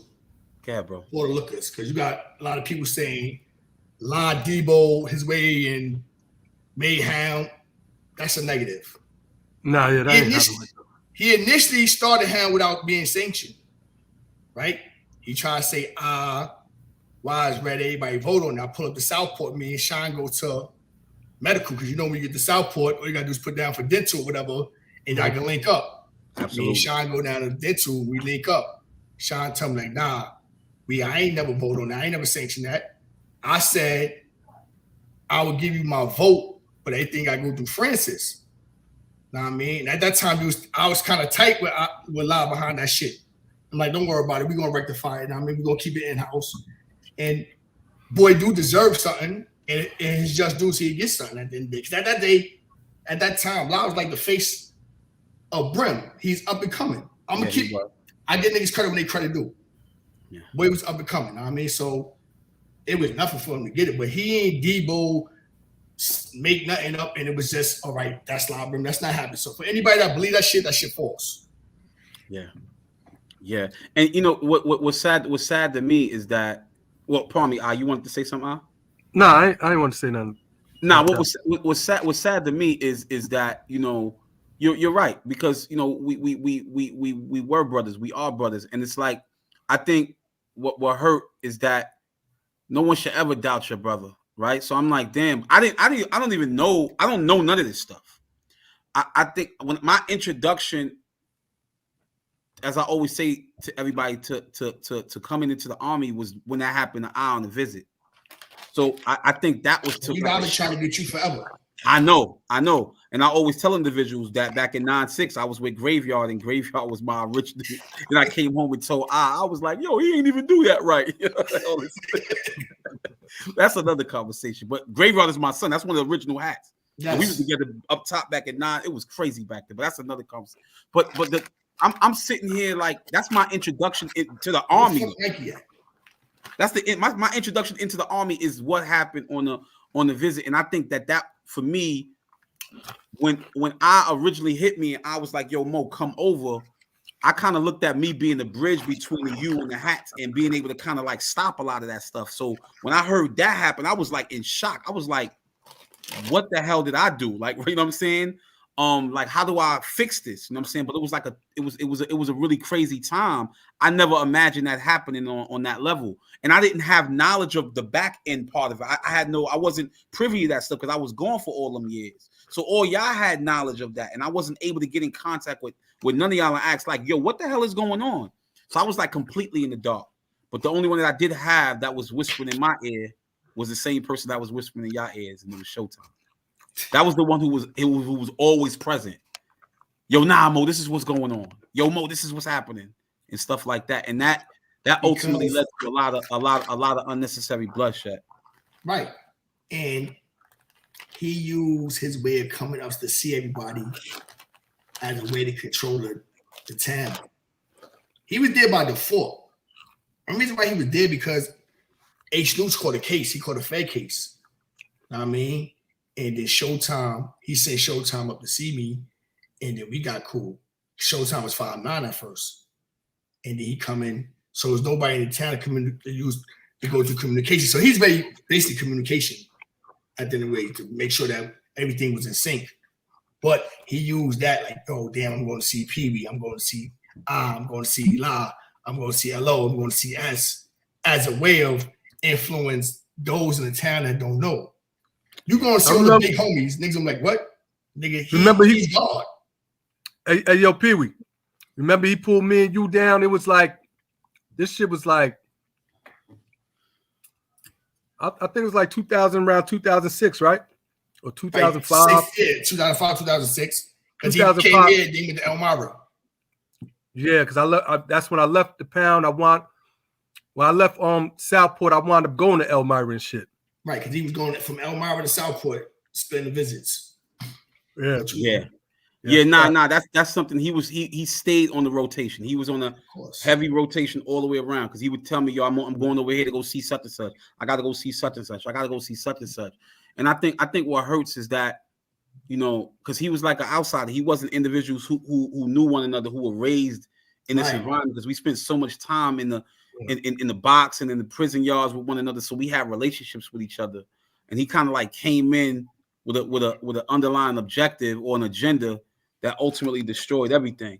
And I think I always say this, that we didn't really learn from our predecessors because we knew about what happened with we read all the cases and we read all the books about the Jeff Forts out there, Fred Hampton and all of them. Fred Hamptons and what took place with, you know, of Fred Hampton and Jeff Fort with the Stones and the Panthers and the Larry Hoover and the GDs out there and the BBs. Even with the mall with the Donnie Brascos and all of them. Yeah, we read all this stuff, so we kind of like, you know, we still put ourselves in harm's way and didn't kind of protect ourselves from one another, because not everybody should have been privy to certain stuff, but yet we still allowed individuals in our spaces, and they ultimately came back to bite everybody in the ASS. But yo, listen, y'all tuned in to We Locked In. I'm your host Moshe Canty. If you pulling up for the first time, I'm noticing by looking in the chat, y'all, I'm only seeing, hold on, y'all.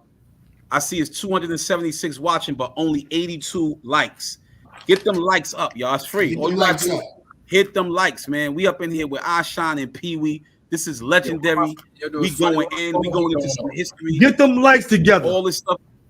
Please, man. Come on. It's this information y'all have no knowledge of. This is we don't got no knowledge of it. We don't got knowledge of it. We don't got knowledge of this stuff. You that's out there, that's a part of these movements. You know, y'all don't even know the origins of a lot of stuff. This right here is information that you need, because this could potentially save you, man, from making a lot of poor decisions, unfortunately, like a lot of us made. So take us to the point now where now you like, you know what, man, perhaps did you ever hear that perhaps your own brothers or individuals who you had love for are now starting to like plot on you now? Did that ever come to you now? Yeah, that came across my desk. What did you? Me, I was like, nah, I'm not jacking it. I mean, but why plot on you? What's going on? Is it a power struggle? Do they want your seat? Do they want your spot? Is this history repeating itself? Like, what's going on here? I don't believe it was a power struggle. I believe that they were just misinfluenced by this fucking dude Showtime. Know what I mean? So like, at the end of the day, he the core to our communication. So, you know, I don't know if he's saying I told him this personally. I don't know where it's coming from. I'm just hearing it. Know what I mean? And then I get a message saying this is what's going on. I'm like, nah. So I'm sending letters out, but nobody responded back. So it was like, I don't know. I'm in Kansas, so I'm basically on the fucking island because I don't know what's going on. But you know, Sean was there, so Sean could probably elaborate more on that situation. But before we go there, I want to say this to Mikey. Okay. As far as you talking about the that slogan, when I pulled up this upstate, they had the Brims, even the Stones had a roll call. Yeah. Word? Yeah, what they year had was a roll that? call. You know, I was in and out of upstate. What year was that? Right. So when I pull up, they got a roll call. I forgot who was there. I think Cam and them was there. I'm not sure. I'm like, we're not doing that because the roll call is like disrespectful. So I'm like, nah, we're not doing that. I don't know who even made the roll call. Oh, so it was disrespectful? It was like a disrespectful roll call. Cam said he did it. He started it. Yeah. Oh, see, I got word. We told him that shit. We told him. I'm like, that's a dub. I'm not doing that. Cam Stone created that? There you go. Cam. Come on, Cam. Nah, but because it's Cam crazy. Always in the cut doing stuff. It was like going through the same thing. Like really trying to keep the integrity and shit of Don. What was it though? It was a bad roll call? To me, it was a bad roll call. It was like disrespectful, so I couldn't jack it.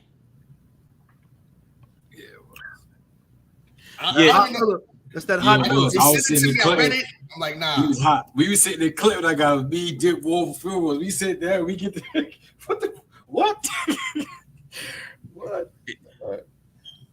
I understand. And you, KK, you was feeling it. You was like, yeah, this is hot. Nah, I wasn't feeling, but we understood. we understood what was going on. We ain't jacked shit either. We had dudes that said it was a dub, but we understood though, man. At the time, we were trying to protect the integrity of Damu, period, and there was just a lot of nonsense being pushed, man. So many different rings, so it was like, nigga, we got to keep it close.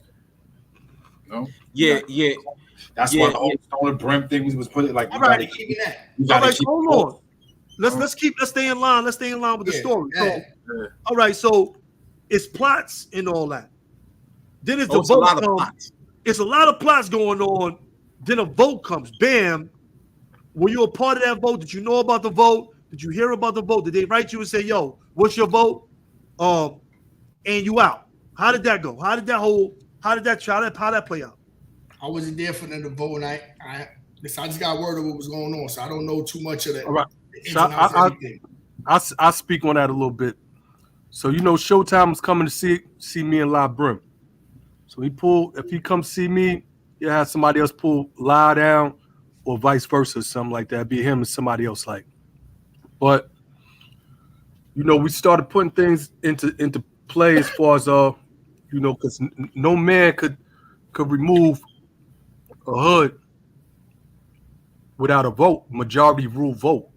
That's just how it is. So when we heard he was doing this and that, and we didn't think Showtime had no reason to lie at that time or whatever, because he was coming to see no LFs, and we probably was kind of blinded, because he's coming to see us and he's helping us in certain aspects or whatever. But we came up with the vote, and we planned to remove Francis, but we knew he wasn't going to go. He just wasn't going to go like that either, though. So he was in Kasaki at that time. Kasaki is like secluded or whatever. And this is the same thing how we was talking about the police, what they be doing. And, they be playing these little fuckery games and all that shit. They just PK'd him out of the jail and moved him to Elmira where Moshe's at. And I always felt like when they moved him over there with me, I said they did that strategically because they know that me and I that's my crime. And that's how I felt. I always felt like that. On purpose. I felt like that because after the situation happened with I and Cash on the visit was right when they sent Francis to Elmira where I was at. Yo, listen, same thing with me. Right when I got into that stuff with one person, they sent me to Elmira with his cousin. But we can get into that on another day, though. Yeah, but that's how the people play. Story. No, they played chess with us, and we couldn't see it. Yes. They moved us into position around all of our enemies. Anything that was major amongst us, they gave us. And let me tell you something. That goes to the integrity of the individuals, because we could have easily said, yo, I got beef with Eyeshine. Don't put me nowhere near that guy. He was crazy. And we would have had these separations. But they know we're not. Understand. No, let the viewers understand. We could have separated ourselves from anybody we wanted to in the state. But we weren't separated. Because we weren't separated because, we wasn't on that time. We would never, we're going to see whoever. We're going to be in all the spots, and we're going to see whoever, because we wouldn't allow ourselves to be separated. It would have been as easy as his word. We know everybody's real name, and all you got to say is a nickname. Yo, listen, if you put me to this guy, it's going down. Right. So we know these guys weren't the guys that were doing that. If they fell around people, then we know you weren't them type of guys. So understand that. But I want to say this too, right? Bro. Mikey's saying it's true, like, because when that shit happened in Comstock with Blue Boy on him, right? Shout out to Blue Boy. Hopefully you come on soon, bro. Free Blue Boy, peace. Free Blue Boy. That's right. Blue Boy told me he gonna get that me and AZ whenever he seen us on site. Sure enough, they put me in 2 jails that Blue Boy was in soon as I get out the box. It just so happens we never get to see each other. Last time we seen each other, I landed on the company. We was at Clinton. I landed right on the company with him. On purpose. On purpose, right on the company. We all the way in the back. But in the back of the company on purpose. But the thing is, because Al G said me and Blue Boy already knew he was coming here. We already talked about it. We already knew he was pulling up. But yeah, they do that on purpose. Yeah. So what was that about? You said when he see y'all, he's gonna do something that was up in the air. Like, what was that about? Because some shit popped off with the Crips and Comstock. So that was when I left Comstock. So when you left Comstock, you got the word that Blue Boy said that when he see you and who? AZ. When he see you and AZ is on. He sent y'all that word? How you know it was legit? How you know it came from? I don't know it was legit. This was just the message that was in the air.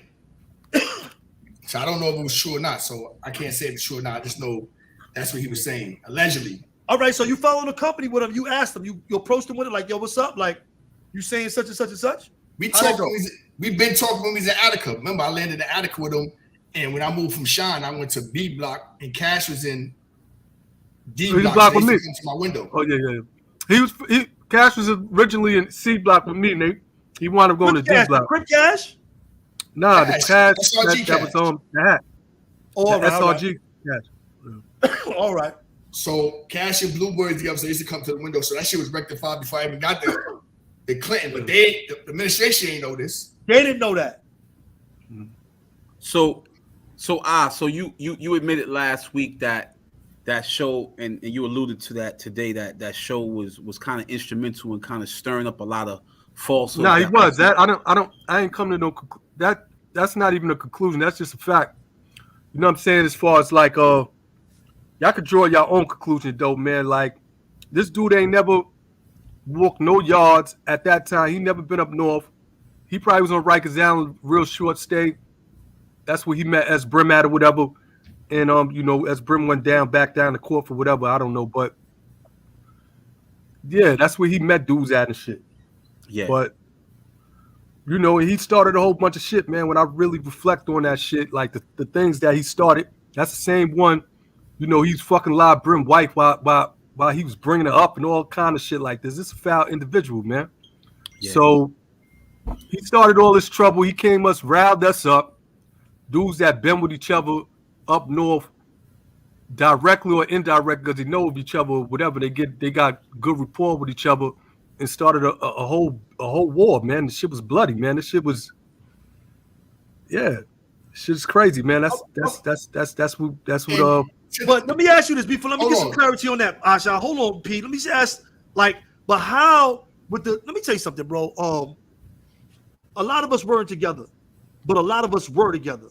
And we had so much love we put in. And let me tell you something. I'm not trying to glorify anything, but we did a lot together. Yeah, we did a lot, not against just prisoners. Let's just put it that way. We did a lot. Mm-hmm. So how could y'all let somebody come in? How could y'all let somebody come in and divide that? I mean, I don't know how long it took or what he was doing, but so easily, how y'all let that? How could y'all not see that? That was my next question. I'm saying this is an individual that was coming to see us on the visit floor. So he was coming to see dudes, and he was, sending messages or whatever from dudes to dudes and shit like that, and doing other things. So dudes was taking. Well, I'm gonna speak from my, I'm gonna keep it on the eye. I started liking him. He come to see me. He hollering at me. You know what I'm saying? Other individuals coming too, but it's a show now. Everybody we all got like the same opinion pertaining to him, man. We like the show. You know what I'm saying? Dudes in dislike show, dudes like the show. You know what I'm saying? But we didn't know what he was doing though also. It was just blind trust, that's all. Yeah. All right. Yeah, in those points it's crazy because we look at the entry points that certain. And pardon me, Kate. And he came as our brother too. So that's another point too. That he didn't come like a foe. He came in the presence of individuals as a brother that was. I see Shaq is in the building too. Listen, for y'all that got questions in the chat. Pop in, Shaq. Yeah, we going for y'all that got questions. For y'all that got questions in the chat. Don't shout for out. Y'all that got. But listen, for y'all that got questions in the chat, save y'all questions. We about to start asking some of the questions in the chat to Pee Wee and Ashan. I want to say this. Don't think that we don't see your questions going without being asked. What's up, Wee? Damn, I just lost what the fuck I was about to say. I just lost my chain of thought just now. Come on, dog. It was about the boy though. It was about who? About Showtime. It was something about Showtime. Oh, me and you spoke about it. To this day, I'm still trying to figure out, nigga, what was your agenda? What was your real agenda? Because you did some shit to snake me, and then the nigga that saved you, that shielded you, you do that to his baby mother or his girl. So what was really your agenda? To destroy the army? Yeah, that's like what you said. The agent, that's like some agent provocateur shit. Like I always question that. If you look at the, because I don't want us to get off line with this. There's something important that we missing here. What's that? Pee Wee is faded from the top, and I see there's a lot going on, including with myself. What was the violation? There was no violation. What was the violation? Hold on. Right. Let me get this. Yo, Pee Wee, I got this. I went through this too. You ain't the only one. You ain't the only one, homie. It was crazy. We could laugh. It's crazy. We could laugh at this today. This is the crazy. No. This is very important, though. Laugh not to cry. But nah, check it out. Check it out. So what was the real violation? Because I know Pee Wee never did no Batman business. Never ran on the homies. He never ran on the homies. And he never told on nobody. But I said it last week. Just the I said it last week. I know just the Cardinals. We know that. We know that about P. I'm just saying. We know that. So what was it? It was, I mean, all right. Listen.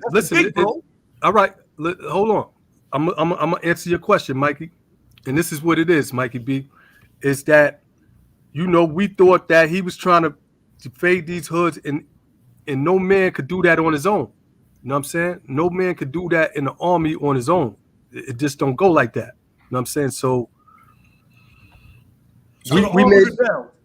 I want to say this, right? And that's a fact. Nobody can do that on their own, right? This is what we with our oath. I mean, our Constitution stated, right? Absolutely. Mind you, and this is why I say where the hurt came in, because as my brother, you supposed to not second guess me, and for me to do it, I'm still need the support of everybody else. If I was doing this, that means I had to send you a kite. I would have to send S a kite. I would have to send Cash a kite. I would have to send other individuals information like, listen, this is what I'm trying to do, and I think this is why we should do it.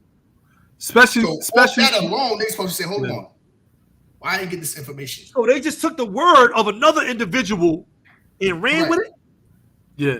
And I ain't gonna lie, man, what you say makes sense, because I'd have got one of those kites kind of fast, because really whatever your agenda was at when you was in the position you was in, I'm gonna make sure that shit get pushed wherever the fuck I'm at, and that's just how it was. But I don't know, man. People make mistakes though. That's what I want to say, man. I ain't gonna lie, there's some heavy mistakes though. There's a heavy mistakes, and motherfucker can't go and rewind. But people that's listening to the story, they could, if they going through something similar, and if it don't, I would suggest you do a whole check before you move on anything pertaining to that. And everybody's listening. Everybody's listening, and we know. For those of us that don't know, or if you're just tuning in, we're talking about individuals who were comrades and brothers. We all were comrades and brothers of one another who would have done anything, and this is a lesson for us all that unfortunately the lifestyle led to distrust. It led to us questioning one another.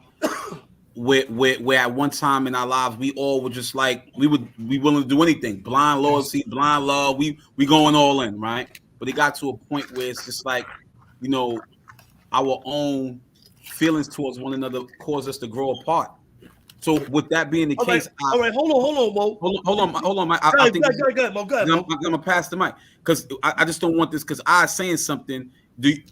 Have you ever addressed we regarding what some of the things you apologized to in the past? Did you ever say the we, yo, I apologize for that? What we have now in his presence now? I apologize to Pee Wee, and I'm gonna do that I'm gonna do it right now. I apologize that happened, man. That was a wrong move, and I think, man, that, like I told you before, I don't think this NYBBA been the same since. It just got worse throughout the years, man, as far as the set tripping and all that shit, man. Because me and somebody else was having a discussion. Now I don't want to disclose his name or whatever, because I don't think he want me to do that. But he said, man, he believed that, that we started that culture that, why, it's bad to this day, man. It got worse. But I think we helped start that type of mentality, man. So and I agree with him on that, because things got worse, like I said, and never counted backwards. But every year this shit get worse and worse to me, man. Yeah, I want to say this, right? It's just the nature of this shit. That's what it is. I want to say this, right? You already know I accept your apology because we just sat down, ate, and all that together. So I appreciate it. I want to say that I know that you grew from that situation already, because even prior to this, when we still at odds, you apologized. And I told you this over there on the phone. You apologized to me without even apologizing to me when the situation was going on with Lacey. And we was on the bus. I think I was coming out of Southport and you was coming from wherever you was coming from. Yeah. You say, yo, this is what's going on with Lacey. I don't agree with it, and I'm not going to make the same mistake twice. Right there when you told me that, you was apologizing. I mean, you know that you made a mistake. And so that's how I know you grew. You said, listen, I'm not just going off he say, she say, or not having the facts. So, I mean, I just want to say that right there. With all that being said, right, this is like a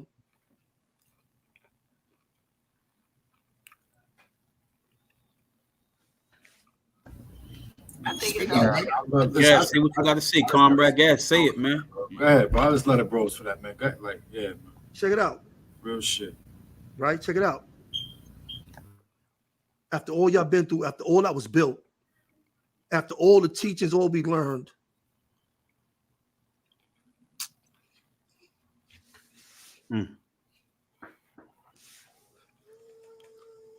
how did it become so easy for you to push the button on your brothers?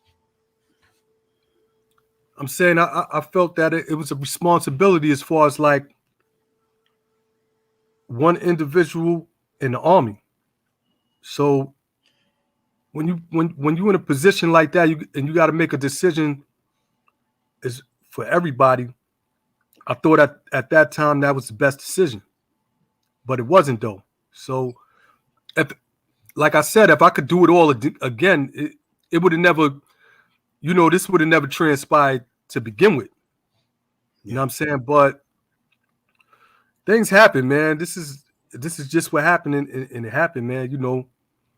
And dudes is emotional at that time. I wound up getting into the incident on the floor with me and other individuals were hurt. So, dudes is looking at it from that angle. So, at that time it's lit. It's nothing really to talk about.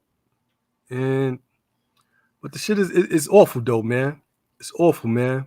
And I hope people could learn from this lesson, man. Like, if you ever going through something, man, and you just check up on that in that regards, and even if it is true, if it ain't that serious, just let that shit go, man. Because this might be the outcome of what happens, man. That shit that could that room, mess up friendships or whatever, and things of that nature, man. Probably room what's going on, the progress things. It wasn't friendship. This was family. I mean, this is your bros. Like, yeah. I mean, I don't know, man. I mean, I think I seen a lot. I went through some of the same things. Not as bad as you, Pee Wee, because even though I went through some things, I didn't actually go through those things with my actual set. So I know they was coming at you. It was Brim's coming at you. How did that feel with you starting the army and building the army, and then the army turning on you and firing shots at you? How did that feel? How did that go? How did that feel? I was in Wendy's when you pulled up and they tried to fire on you. I heard you had your razor out there. You was going back and forth with them when we was in Wendy's. I was saddened by that shit, bro. But how did you feel going through that shit from jail to jail? How did that make you feel, bro? Well, shit was heartbreaking, of course, because this is something that I birthed. Not only did I birth it, I'm the first hat. So it's like you destroying the foundation at the end of the day. I mean, so the shit was really upsetting because this is my life. This is what I live. I mean, I breathe, talk, and walk Brim. So for that to happen, it's like, you serious? Like me? At the end of the day, this is the thanks I get.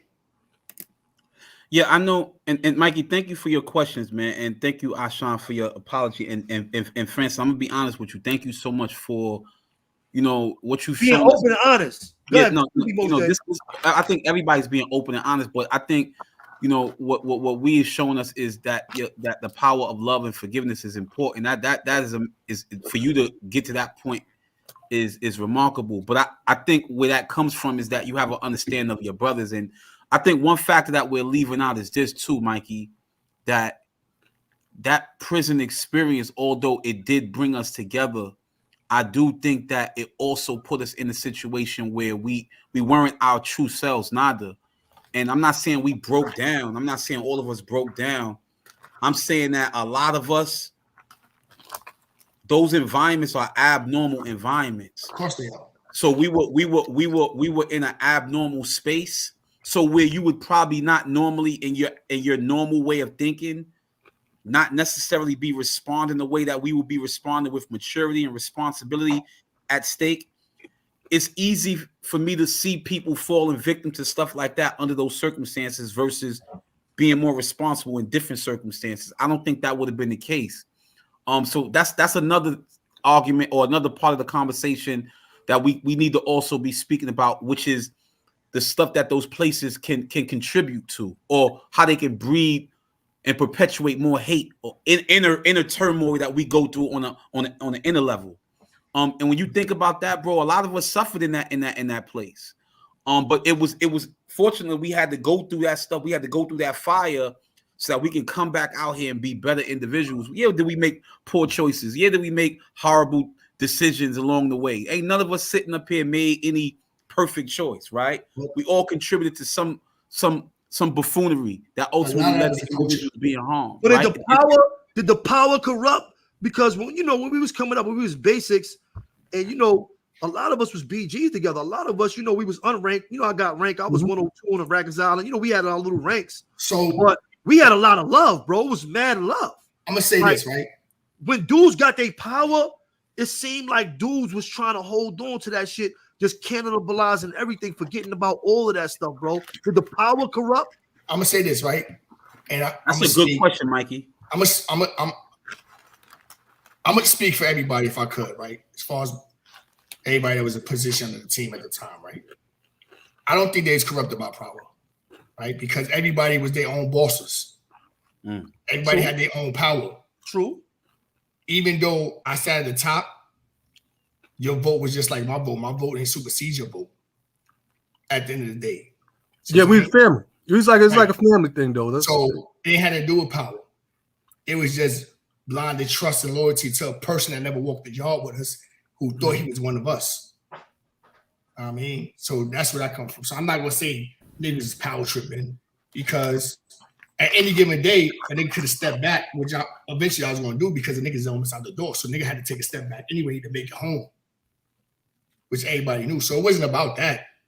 It was just nigga played on something and right place, right time. And that's how that happened.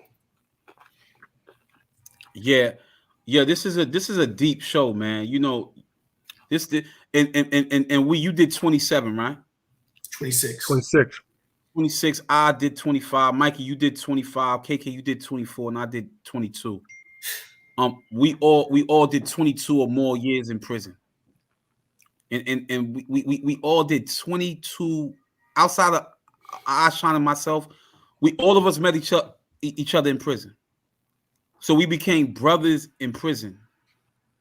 Like, we did not know each other from nowhere on the face of this planet Earth. We became brothers inside of prison. Right. And when we say we became brothers, when you say we became brothers, meaning my family is in contact with you. That's what I'm talking about. You got my address. You know where my siblings live.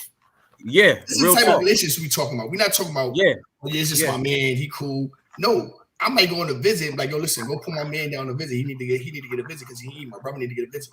I need to feed him. This is the relationships we talking about. We ain't talking about some shit where we just met each other in jail and we just cool, like, no, we talking about we was really brothers, like. And and add to that, dudes is sacrificing their freedom all the time. Yes. On a drop of a dime, people did stuff with these relationships more than with their own brothers in some cases. Life on the line. Not only that, sacrifice your freedom in your life.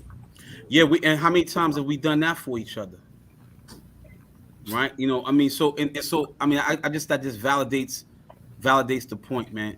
I mean, Mike, do you, KK, you guys got any questions before we go to the audience and we turn it over to them? I know where's Shaq Brim at? I know Shaq Brim was supposed to Yo, get pulled up. can I say something, Mo? Yeah, go ahead, bro. All right, because I ain't gonna disclose what me and him talk about, but me, Moshe, and Pee Wee was on the phone. I got to speak to Cash or whatever, right? Yes, sir. That's the man that I got, one of the individuals that I had an incident on a visiting floor with. And we got to apologize. I just want to disclose that we got to apologize to each other, and you know, we working on reconciliation, man. And I know it's a process. Things don't happen overnight when it comes to certain things, and you know, certain people have everybody mindset. Well, people have different mentalities, so it probably is harder or easier for certain individuals for forgiveness and all that. But anything that is traumatic and things like that, you know, or it could just be, you know, somebody say something to hurt another individual. It's a process in that reconciliation, man. I just wanted to say that. And one more thing. That's a fact. In the same, because somebody asked me this, and I want to clarify this. So it was a show, a dude named Saint Laz. He had a show From Guards to Gangs by J Ma. And they asked me, was I locked up for one of, because he mentioned it's a dude that J Ma, he's speaking in there. He talked about I shot him. This is back in 1992. And somebody was asking me if that was one of the shootings I was locked up for. No, that's not one of the shootings I was locked up for. J Ma never told on me or nothing like that. Just to clarify that. Yeah. And I also apologize to you for doing that to you, man. Like, you know, I see is that you know, I'm looking back at that it was senseless, you know what I'm saying? Wow. Yeah. Yo, y'all hearing it on We Locked In, man. We got some heavy hitters with us, man. We got Pee Wee, man. Y'all already know who he is. We got Ashan. Y'all already know who he is. If you don't, then now you know, man. And we're speaking about a lot of stuff, man. For those of y'all that don't know, we're talking about individuals who were instrumental in the construction of NYBBA, individuals who committed their lives to see that, you know, I mean, the movement can be bettered. But you know, decisions were made along the lines that, you know, I mean, along the process where unfortunately, you know, things didn't work out the way these leaders here envisioned it. And unfortunately, you know, brothers ended up being at odds with one another. But the bigger picture is that, you know, despite the fact that individuals, man, went through what they went through, individuals were still able to forgive, apologize, reconcile, and move on. And I think the bigger issue is, you know, we talking about a lot of stuff here. We talking about what could the gang subculture bring to you and your neighborhood and your community and so on and so forth, and whether or not you want your children to be a part of something that ultimately they will be giving their lives away to and dealing with a lot of, you know, stuff that comes with the lifestyle. So this is a learning lesson for us all, man. Like really, like a real learning lesson, man. We really have to be mindful of this because a lot of lives were destroyed in the process. And right now we're in the process of trying to pick up our pieces and pick up the pieces, man, so that we can move on and build our lives. Because a lot of us just were misguided, man, and we made poor choices. I mean, I know that there are some questions that are in the chat. I know I saw a lot of questions, man. We're gonna try to go through them, man, so that Ashan and P we can both answer them. Mike, you want to go through some of these, bro, or Can't hear you. nah? I said, do you want to go through some of these questions that we have through the chat? I see they got a lot of questions through the chat. Can't hear Mikey. Mike, we can't hear you, beloved. Yeah, all I gotta do is post the all right, thank you, bro. Just all I gotta do is post the questions. I heard Smitty Brim had a question. He wanted to know if 380 was the first Brim. Was he ever the godfather of the Brims? I know Smitty asked that. No, 380 wasn't one of the first non-Brims.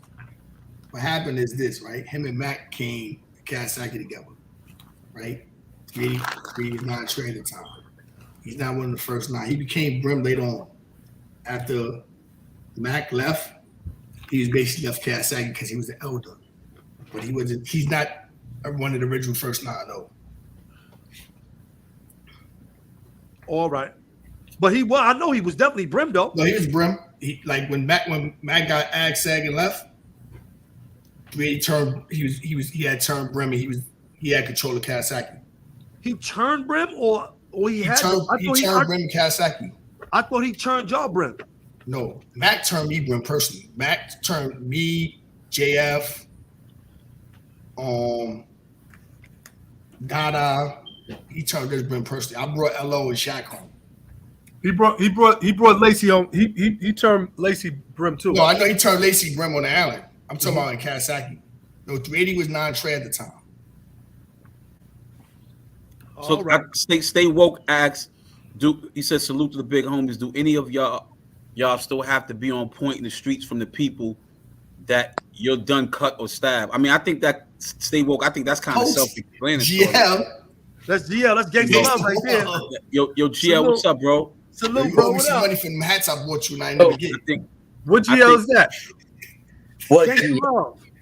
Huh? Well, I used to bust his ass in basketball and Comstock. I used to be busting ass in football, so we both was sticking his ass around the states. You know what I'm saying? I love y'all too. Don't worry. Love you too, bro. What up? Yeah, what's good? What's going on? Yo, Shaq, hit the link. Good. So the question that was asked was, do any of y'all have to be on point in the streets from the people that you done cut or stab? I think that's kind of self-explanatory. Stay woke. I think you always got to stay woke. I mean, no pun intended. I think you always got to stay up and ready, right? I mean, you did things in your past. I mean, not that you walking around with your head over your shoulder all the time, but you mean, you know, at the end of the day, you definitely got to be on point, man. No question, because you might evolve and grow, but perhaps somebody who you may have harmed in the past might not be willing to accept your growth. They might still be on the same level when you shot them or when you cut them or stab them. So you definitely have to be on point. But hopefully, their hearts will soften and they will accept your apology. Platinum Ascari has asked, question for Ashan: Why did you leave GKB? I don't know. GKB was like a big movement. Those was like the biggest hood. Non-Trey and GKB was the biggest hoods at one time. Word. And I got around Lace. We were around the same age. We got around about the same time to do. And me and him had a good vibe and shit. And I said, man, I'm gonna go over here. This is a small movement. Everybody knew each other. Even if the individuals that you never ran into, you will still know about these individuals or know about them or how to get in contact with them. Because like I said, like when I became Brim, I go to a jail. It's probably like 3 Brims there. Whole jail. Things like that. So that was the reason why I did that though. Okay. Brooklyn one way had put a question in here about Wayno, but Wayno's not up here on this panel, so you can ask these brothers questions, but we ain't really going delve into other people. You can ask them questions about the Brim history or some of the stuff that we talked about or personal questions on them, but just keep it on them, on these brothers up here, please. Yeah, please. I don't know if we want to answer that question, man. What? Dizzle, Mike, you see that question about Dizzle Sizzle? Dizzle Sizzle? Hold on. Yeah. What is it? What does it say? Yeah, I can't put it up there, but it says, Pee-wee, do you consider Mac Baller Bloods? I mean, that's just I don't think you should even dabble in that right there. Yeah, that's stupid. I mean, we love LO, right? LO's our brother. We love LO. Free LO. Let's just state that for the record. Free LO. Right. So nobody up here, and I know everybody up here, nobody's promoting some harm be reached to LO or anybody like that. These is individuals who we grew up with, we shed blood with, we have real relationships with. So I think that's another self-explanatory question. That's like, we got to be also. I shall welcome home. Welcome home. You all right? Welcome home. Thank you. Like, all right. Yeah. I think people got to be when it comes to our words, though, because words have sometimes it has strength, man, and we got to be mindful of our words, man. Especially when we older, we know what words could do. Like that shit. Yeah. One. Yo, Pee Wee, did you name Snow Billy Cartier? Yes. In Comstock. We named him Cartier. Stop it. Because he's had a Cartier glasses, so I start calling him Cartier. Yeah, we named him that though. We named him that. He was in Elmira with us too, right, GL? Huh? He was in Elmira with us. Where was he at with us too? He was in somewhere else with us. He was. I don't know. I know he was in Attica with me too. I think Attica. One of my Stock. He was in Comstock with us in 2001. Yeah, I think they all came get green like a whole bunch of, you know, I was the first one running around with Cardi's on. That's not true. That's not true, Cake. Stop. Who was running around with Cardi's on before me? Stop. Cartier, Snow. Stop. Shaq, I dropped the link again, Shaq. It's still Billy got avatar. Nah, I was just messing around. I never even had no Cartiers. I was just messing with you. Hold on. I'm looking for some questions. I promise you. One time for your mind. Good to see y'all. Yo, GL. Yo, didn't you hit me up the other day? I was you that hit me up the other day, G? Of course. How you been, man? Good, man. I'm good. I'm alive. We are alive. Waking up. That's good. 11. If y'all don't got no brothers, no questions for these brothers, we about to tap out. If y'all got more questions for these brothers, then all the other questions about other people. Nah, nah. Those questions we're not even gonna ask those. We're not asking questions about other people. Yeah, we're not doing that. Yeah, we're not doing that. When we gonna have some lunch, Pee Wee? Like, yo, Mikey, I ain't even get to hug you, nigga. Like, what's up? No. Okay, I'll be that. We link up. We put it together. I just came from. I was in Brooklyn last night. So why you didn't hit me up? Yo, look, and I was down there. Laying to rest one of the elders. You know what I'm saying? That's why I went down there. I just shot back. You know what I'm saying? I just wanted to, make sure I represented for the elders and that, he made a transition. So, R.I.P. to Mr. Somerville, Floyd Somerville. So I was just down there, doing that. You know what I'm saying? No, not to change the subject, right? I'm working on something, so I want all this to be a part of. Right? Here goes Shaq Brim right here. Yo, I've been home 11 years, man. Yeah. Listen, I'm working on this support group for people coming home from prison. Look at this big. Yeah, let's put it together. I'm gonna call it Spin the Yard though. Yeah, you was telling me about that. Yeah, so I want to get all of us in the Shaq was good. You already? Boulevard. Boulevard, body back Boulevard. For the record, this is Shaq Brim that just pulled up, man. Yo, it's good to see you laying on your right side, looking like you full from eating a plate of food. Like a well. Hold on, Buck Wild said, "Do y'all feel responsible to teach the youth y'all experience about the life we live?" Come on, I think that's of course. Yes. So Bucky, you know the answer to that, Bucky. Yeah. Yes. Yes. We doing that every day. Every single day. Pee Wee works in the youth facilities. I oversee like 8 youth programs. Mikey B, he does the fatherhood programs. KK got his nonprofit. GL, I'm still waiting for GL to hit me up about the jobs with the youth we've been talking about. I'm tapping into that right now. Not only that, me and Moshe, we do volunteer work up in Brooklyn. Sheepshead Bay going to talk to the kids. Yeah, we go talk to the homies over there. It was crazy you said that though about and that. Shaq definitely do it for some more mentors or whatever. This lady who got a program down here, so I want to do that as well. The same thing you trying to establish, we can do, whether it be Zoom links, whatever, to a whole bunch of kids that's in like juvenile detention centers. Are we responsible? My question to everybody is, Pee Wee, I asked Pee Wee this question last time. Are we responsible, and I asked this to Sean too, are we responsible for all of the poor choices we've made that have inadvertently impacted the youth of today and what they're going through? Are we somewhat responsible for that? At Damu, we are. Yeah, absolutely. Yeah. I would say that, yeah. Okay. I mean, teachings. That's in the teachings. Like, come on, man. It's good to see Ashan. I promise you, man. I ain't seen him. He still smiling? There you go. Frank White asks, how did y'all go from brotherly love to oppressing your own kind? Whoa.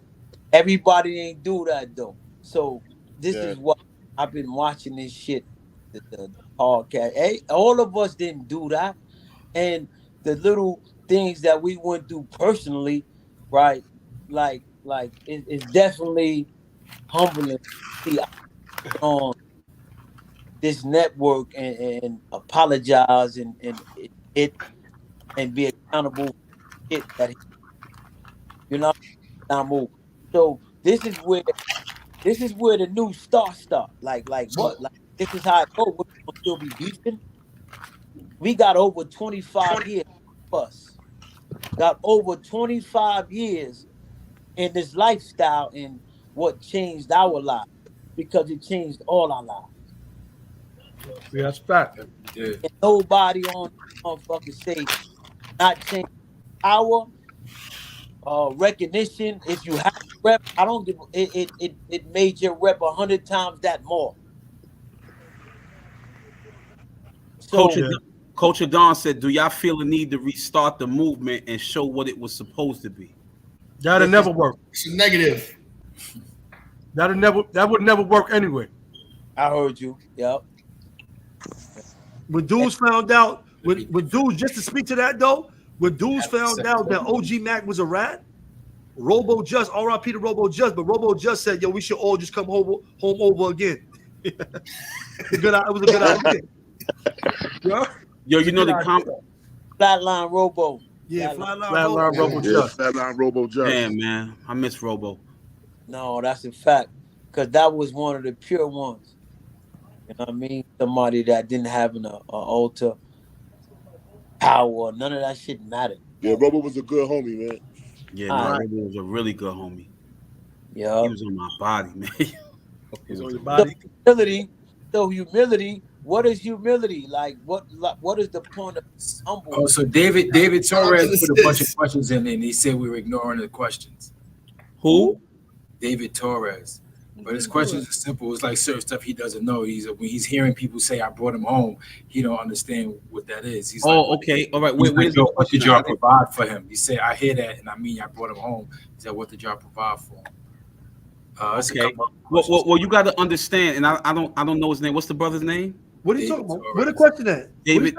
David Torres. Well, it's popping up in there. He put a few in there, but I just seen him said that. Well, let me say this that when it depends on who. First of all, it depends on who the person got in the presence of, right? I think everybody here was well equipped to give individuals like wisdom to uplift them and things of that nature. But sometimes individuals came around people and helped individuals learn how to read. I mean, one thing I know about Bloods, a lot of homies didn't know how to read. But one thing that was impressed upon brothers was that they should read a lot. I knew brothers that helped brothers get GEDs. When you think about it, this was stuff that was mandatory just with the hats alone. Not only education in Damu, but it was encouraged that you had to have a GED. So I know a lot of individuals that not only became critical thinkers, but individuals went on to go to college. Individuals are home right now taking care of their families. And believe it or not, man, they were encouraged to do so by a lot of their homies in prison. So when you ask what did they do, I think that's a very general and broad question. But I think we can't always focus on the negative because the homies actually did a lot, just like a lot of other people did a lot to help people become better people in general. I'm just speaking from what I personally know. Excuse me. I can't hear shit. It's not proper organization. Who want to answer this? No, it's not. It depends on the non-profit organization you're part of, but no, it depends on the non-profit organization you're part of. What you're gonna deal with on a daily basis is your people. Yeah, that's true too. It depends on what non-profit you're a part of, but most of them know. Frank Matthews. Yo, shout out Nikki, man. I love you. All right, sis. Yeah. Oh, I see sister there. Cold change. Rampage called Rampage. He said, "Y'all send his love." I can't hear shit, man. I don't know what like. Y'all see this Platinum Zakari set? You sure? What was your original sets? Who brought y'all home? Who wants to start to answer that question? I read you said it was 5'9" Brim. 5'9" Brim. GKB. I was GKB. Frankie Boo brought me home. Me personally, I was 5'9" Brim, and then Ashan brought me under GKB. I was GKB Cash, the one that turned Brim, Cash Brim, and got into all this mess with Ashan and all y'all. That's who brought me home along with Omega. For real? That's who brought me home. I never knew that. If I would have waited a couple of months, I would have been Brim because I told him. I never knew that. If I'd have waited a little while, that's why you always claim to be Brim. if I would have waited a little while, I would have been Brim because Lacey was dead. And I'm like, everybody was GKB from Queens, really, besides Lace and a few others. But I told him, I said, yo, if I turn blood, because I already did a bid and I wasn't blood. So they was like, Mikey B, you got to come home. And my name was already Mikey B too. Yo, Mikey B, you got to come home. You got to, I told Cash and Omega, I'm like, yo, y'all know, I told Robo all of them. I said, y'all know if I ever turn blood, I'm gonna come and fuck with GKB. Because, a lot of guys from Queens, it was basically like a Queens and Brooklyn set. And, 9-6, with Shaquille and Corey King and all of them and Robo. So, the first Brim I met in 1996, and I'm thankful to meet him. His name is Graveyard. He one of the original Brims. Shout out to Graveyard. Graveyard is my son. I met Graveyard in Mount McGregor jail. I'm sure Graveyard remembers all the fun we had in Mount McGregor jail. We were really, really doing a lot in terms of fighting them nietas that was up there. I'm sure he really, really loves Lil Mo. but Graveyard was crazy. Anybody that knows Graveyard, yes. Graveyard is very fun to be around. Yes. And I'm sure they probably wanted to move. Well, first of all, let me show. So me, Dominican Frankie, Will, and God Body Freedom were all together, and we and Graveyard, and we had the opportunity, man, to make history together, man. But without Graveyard, I think they would have moved on us because Graveyard was like 6'4", 220. Giant. He was a giant. Hey yo, but we know as first generation, we every hood. Like, we every hood. Like, can't nobody tell me I'm not Brim, I'm not Stone, I'm not Sex Money, I'm not 1-8 Trey, I'm not Mad Dog, I'm not Mad Stone. Can't nobody tell me that because I grew up with the people that nurtured these families, man. Like, this is who we grew up with. Spider the Hurt, you be knowing. Hold on.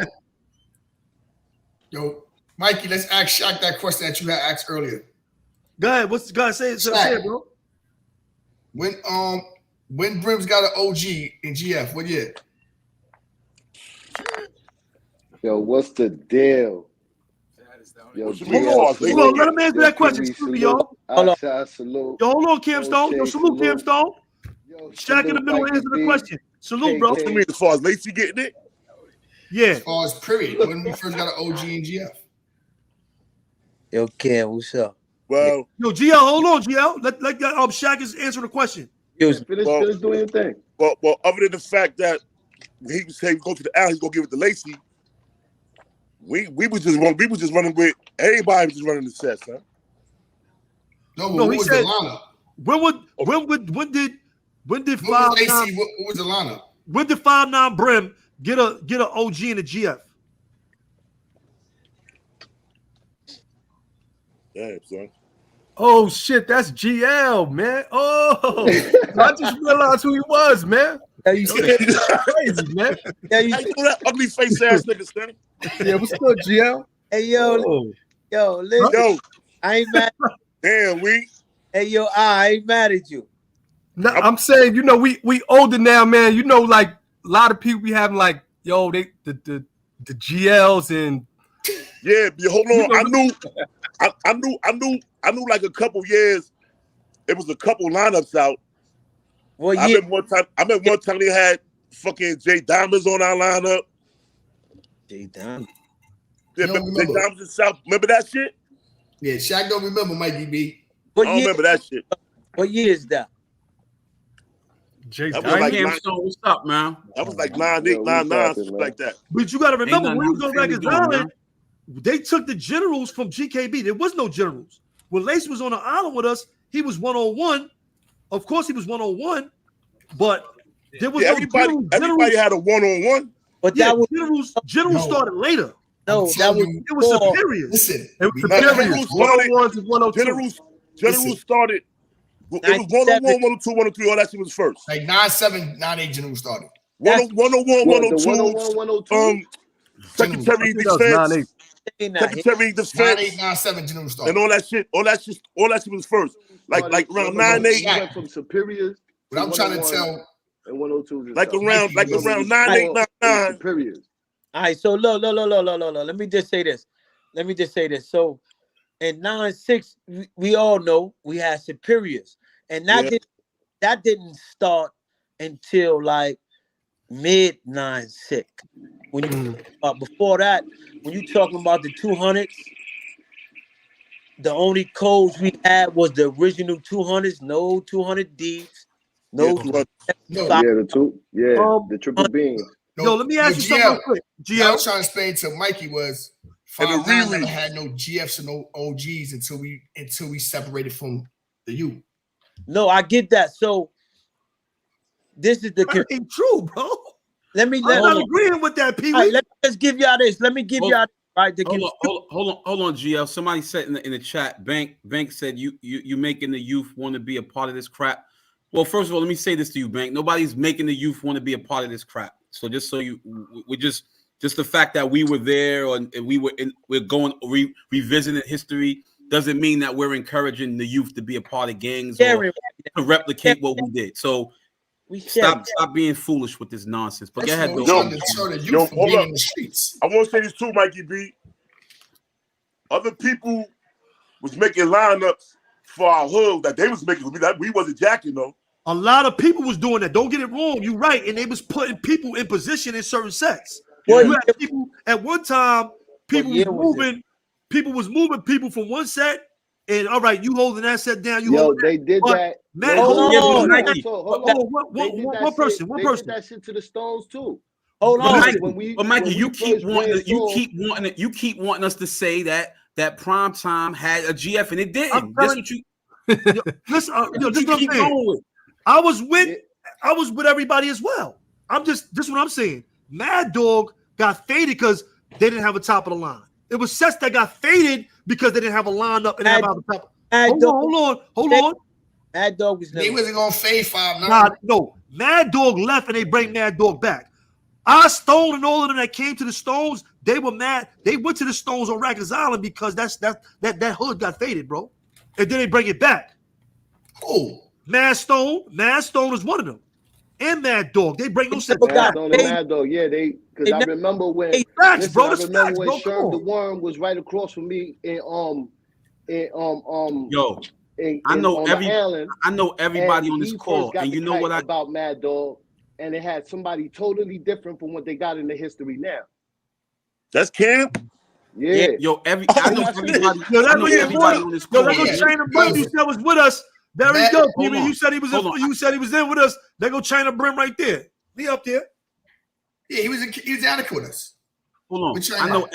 I know all of y'all. He said he was in Attica. One thing I do know is that y'all memories. He's across from me. Y'all memories. That's when I first met China. Biggest memories a little fucked up. Yo, go ahead.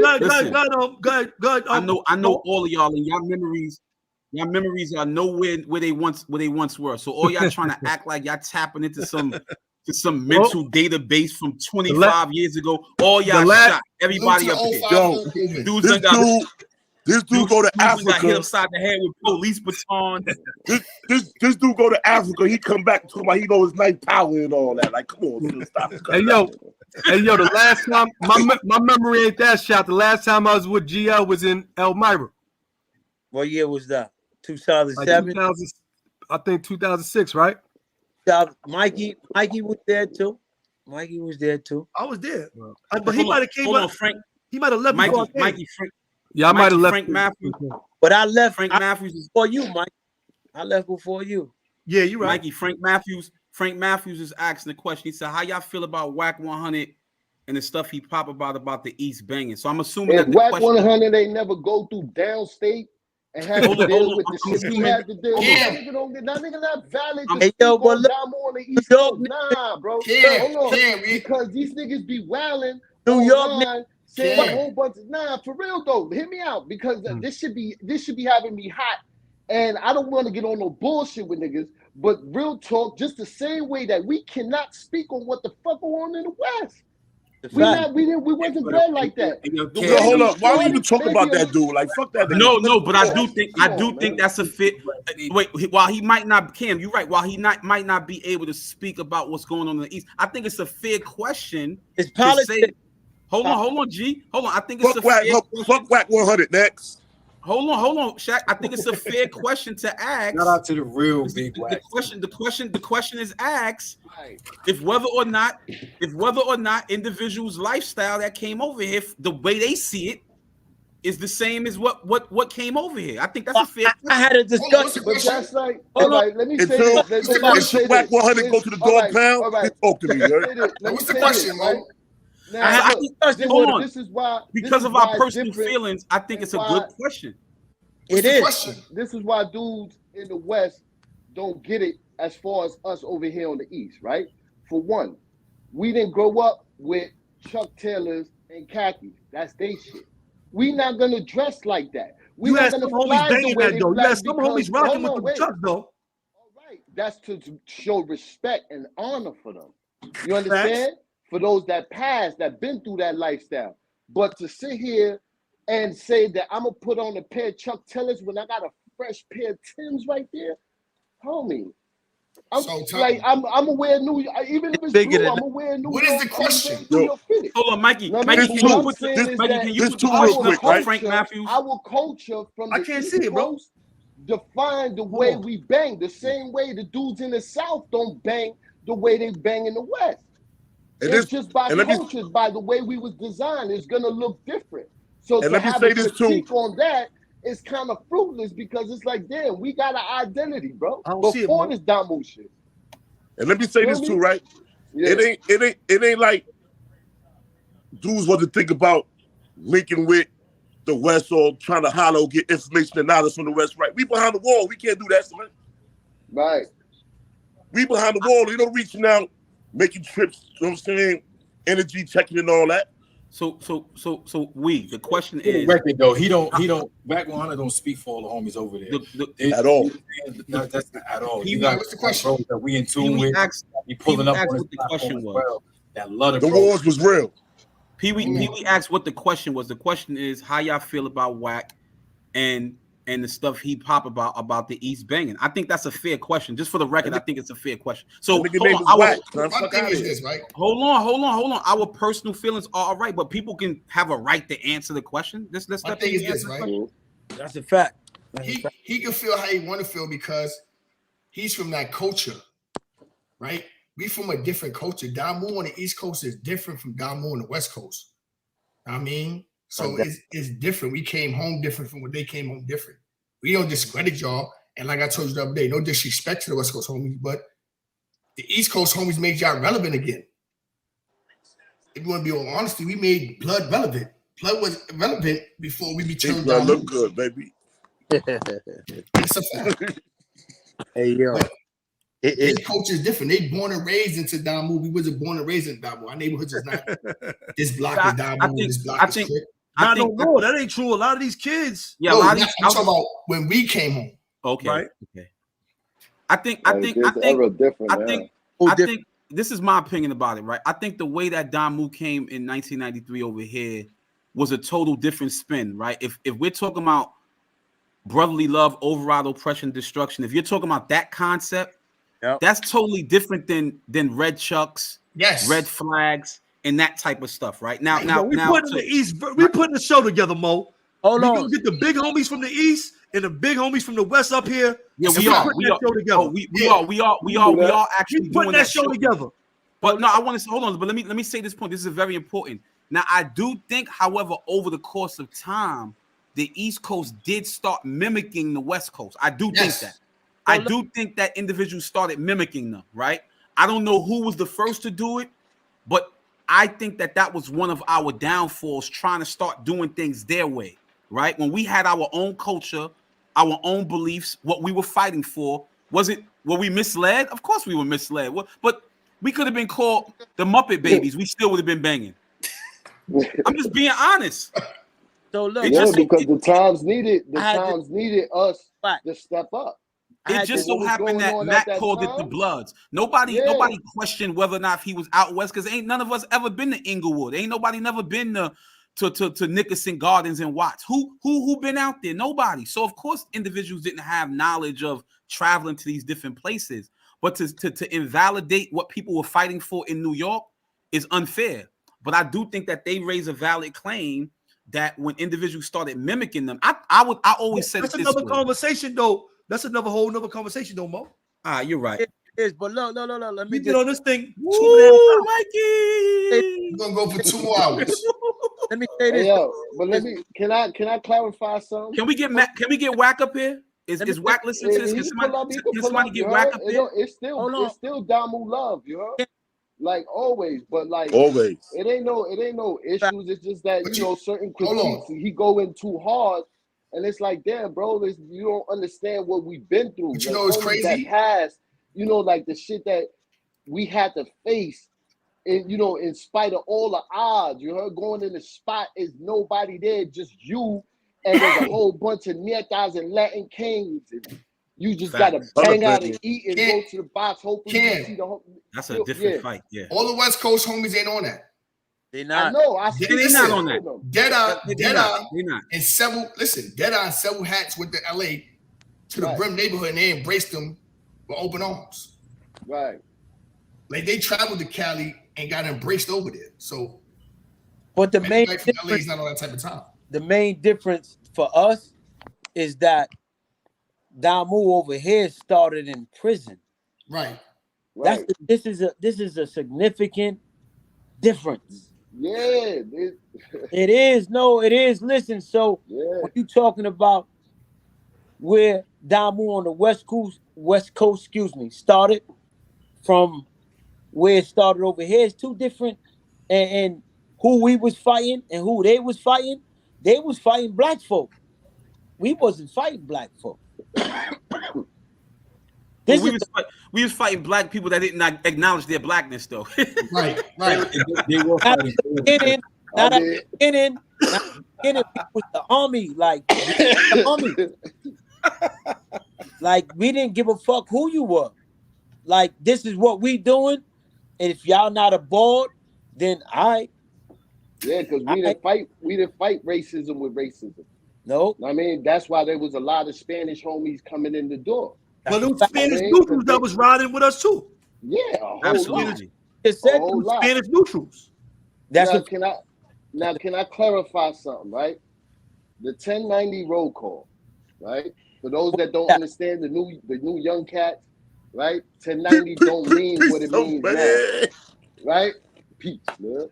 Right? It don't mean what it means now. I'm getting feels already thinking about that. Now, this was set tripping. This was what we got. Pee-wee, God be my witness. We pulls up in the box, runs into Blacko Macko and Mad Blood. They not saluting those stones and brims. They don't even know Pee-wee pulled up. You know, like they don't know. I go in the cell with John Boy. You know what I mean? Before he turned hat. They telling him he can't be in the cell with me. So he telling them, so what, I got to pop on King? They like, no, we not saying that, right? So he said, so what, I got to get on the gate and cramp my style and tell the police I can't be in here? They like, nah. So John Boy's like, so what y'all saying?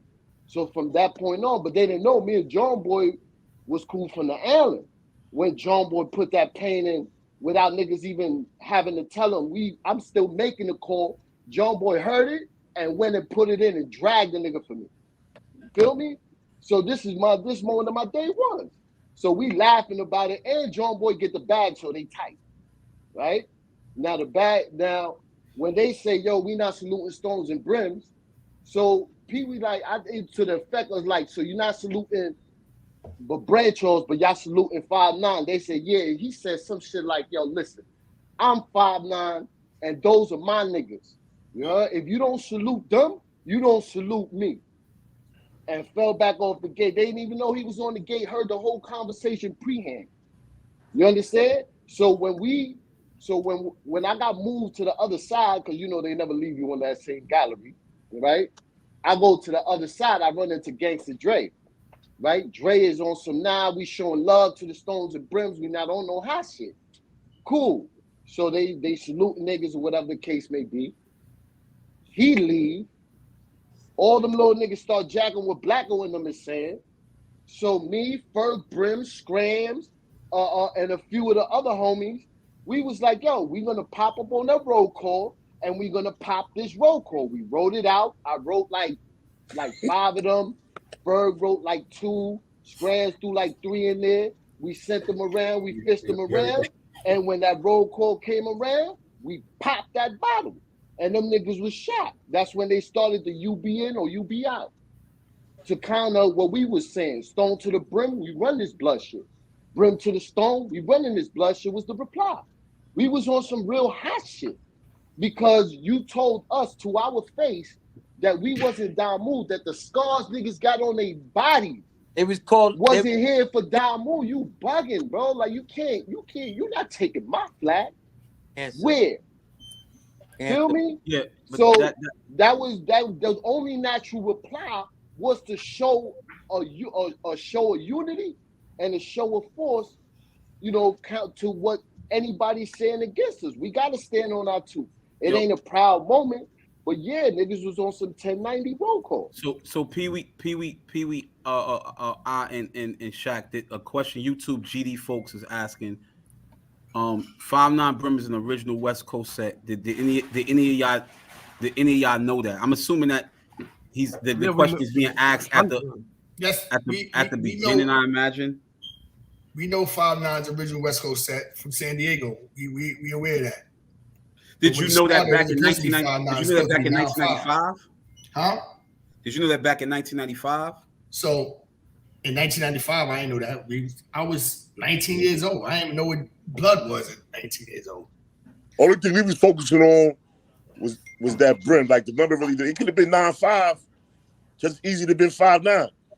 That's what it originally posted me was 9'5", but Mac said 5'9". All right. Yo, Mikey, yo, listen, man. We about to close this out, man. We've been on this joint for like 2.5 hours. Y'all got any closing words for the listeners out there, man? I'm gonna talk first. Saying, you know, if a situation ever occurs, like you got to make a decision on an individual that you embrace, and you got love for, man.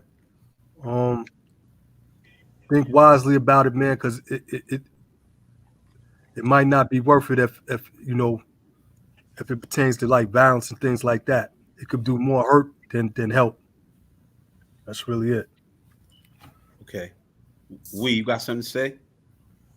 I just want the youth to follow in a different way of life. I mean, at the end of the day, what y'all going through, we don't want y'all going through what we went through. If you look at this panel, it's over 300 years of prison time right here on this panel right here alone, which is crazy. I mean, we all out here, we successful, we doing good things. If you're going to follow anything, follow in the road of redemption what we doing. That's what y'all follow. Don't follow nothing negative. I mean, my thing now is like, what makes this person great to lead you? What makes him more important in your life that he making decisions for you? So make your own decisions. Shaq, you got something to say, Shaq?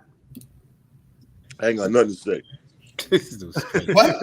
I raised you better than that. What you mean we ain't got nothing to say? Stupid, man. I'm gonna say this is what I'm gonna say. You heard what he just said, right? There you go. What about Cam, GL? What's up with you? Y'all good? Salute. I appreciate it. Like we on the other side right now. You know what I mean? I've been home 11 years. So good to see. I've been home with 3 today. It's good. Listen, congratulations on your anniversary. Yeah. Congratulations. Yeah, I'm glad I got to share it with y'all, you heard? Yes. Yo, Pee Wee, would have had that though. Would have had it. Well, hold on. Yeah.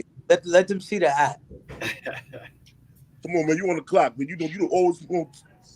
do a speech every time you talk, son. Yeah, I love. What you getting? He going to get the hat. He You going say to that? get hat. What? The hats that I make. Yeah. Why ain't got a hat? Back. Why ain't got a hat? So let me just give y'all before. But I know we is Hey, what's up, sis? What's up, Shane? I know. Spring. I know. Spring. I know. It's time for you to go, Mikey B. Bl00d, all that. Yeah, I'm trying to wait. I'm trying to close it out right, you heard?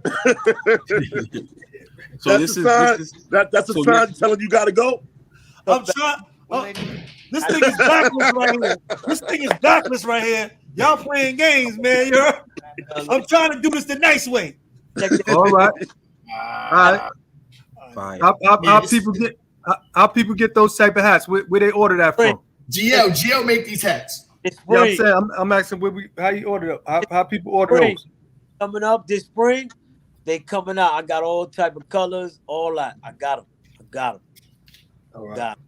All right. So next week on We Locked In. Definitely, Lacey. Definitely. On next week on We Locked In, we will be interviewing Pistol Pete's father, Big Pete. The conversation he's coming here to speak. There you go, right there. There go Big Pete right there. We're gonna be Pistol talking Pete about Pops next week, 6 o'clock. Hold on, Mikey. Let me explain. They're gonna be Pete's gonna be talking about RICO, the Racketeering Influence Corruption Organization Act that ultimately led to Pete being targeted and pleading guilty, which he has life in the feds. And he's going to be speaking about how RICO, in the aftermath of that, has been used as a tool by the government to target Black and brown bodies across America. So he's also going to be speaking about his son as well. We got a lot of things we'll be talking about, man. But moving forward, man, we got a lot of serious content we want to give y'all, and we hope that y'all can support us. Pistol Pete, free Pistol Pete. Hey, yo, Mo, what is he? What he? Nation of Islam? Yeah, so the brother's not with the Nation. He's actually I don't know, Mike. Is he like an attorney? Is he doing attorney work, or is he helping in that legal field? I'll say he's a policy maker. Yo, what that, KK? He's a legal a lawyer. I don't want to go say he's NOI and nothing like that. I don't know. I don't personally know. Go ahead, KK. Bashir didn't tell me that he was Muslim. What he's actually doing, they're putting a committee together, like an actual league, to help those out, like who don't have no funds. So basically, they're interviewing different government officials, different lawyers, actually get on this board to represent those, not just for the RICO issues, but any other federal issues and stuff that come up. So like you have pro se attorneys for dudes in the state, they're trying to do something like that for us though. Really give dudes proper representation and show them how to actually navigate against the federal system. But he's not a lawyer himself, right? He's not a lawyer himself. No, he's not, because I know he did Fed time as well. So it's like state attorneys, former prosecutors, at a federal judge. So the name of it is Southern District Court of New York Criminal Justice Act. Okay. So it's counsel for indigent defendants. So he putting in that pain for the people. Bro. Yeah, so that's next week. That's next week on We Locked In. So make sure y'all tune in and listen. If you didn't hit the like button already, please hit the like button. If you didn't subscribe, hit the subscribe button. Share this live. We came here to show love so we can hear Pee Wee and what Ashan had to say, man. And I'm glad that you guys could have supported. What's up, Wee? Yo, did I send you that thing Fran sent me? Yeah, you sent it. I got it. All right, so I got it. Touch on that. So, all right, for Mikey, I don't know. They got the clean slate bill that's going on in effect right now, right? I know. Yeah, right, so France just sent me something from the wrongly convicted. So they trying to get 12 people that been home from A1 felonies. Felonies, yeah. To show the productive that they've been doing since they've been home, so that we won't be excluded from this bill as far as having A1 felony, so we can get that clean slate too. Right. That's what wrongfully convicted is working on right now. So we're not in a clean slate bill. We're not a part of that. No, if you got A1. If you got an A1 felony, you're right. All right. No. Shit, I just did something. I had to send that news clipping. I was just Fox 5 News. Yo, Mo, but we gotta end this, man. You know what I'm saying? It was great. We can't keep going. We locked in. What you mean? We be back. We locked in. We locked out right now, you heard? Yo, I don't want to lock in no more. I want to stay warm. Yo, my wife just came over here. Was like, yo, it's time to pray. I'm ready to go. Let's go. I love y'all, man. Great to see you home. Shout out to Mocha, man. 450 the movement. I see you, man. Salute everybody that tapped in. We appreciate y'all. Find freedom in you. All the likes, all the super chat, all the support. That's GL, yeah, nigga, yeah. And I still bust your ass in basketball, nigga. Well, we love y'all. You know what I'm saying? Y'all already know what it is, man. No. If y'all got any posts, any links, y'all got any Instagram pages, put them in the chat. Y'all might want to link up with individuals that's in the chat, man, because there's a lot of people that's tuned in, man. We had probably over 1,000 people that came in, that tapped in. I don't know, maybe more. Who knows? We can start that 1090 basketball tournament, son. Yo, I think you don't know how to play no ball. Let's get it. I used to throw you alleys back in the day. You can't throw Nah, you know how to play ball. Stop it, man. Stop. Yo, peace, y'all. We locked in, man. Sean, thank you for pulling up. Thank y'all for pulling up. Thank y'all for pulling up. We appreciate y'all. Thanks, GL, Cam Stone. We appreciate y'all. You already know what it is, man. We locked in, man. Make sure y'all share. See you, sis. Make sure y'all hit that notification bell. We got some shit coming y'all way. Y'all already know what it is, man. Salute, man. Y'all already know we locked in, man. Let's get it, you heard?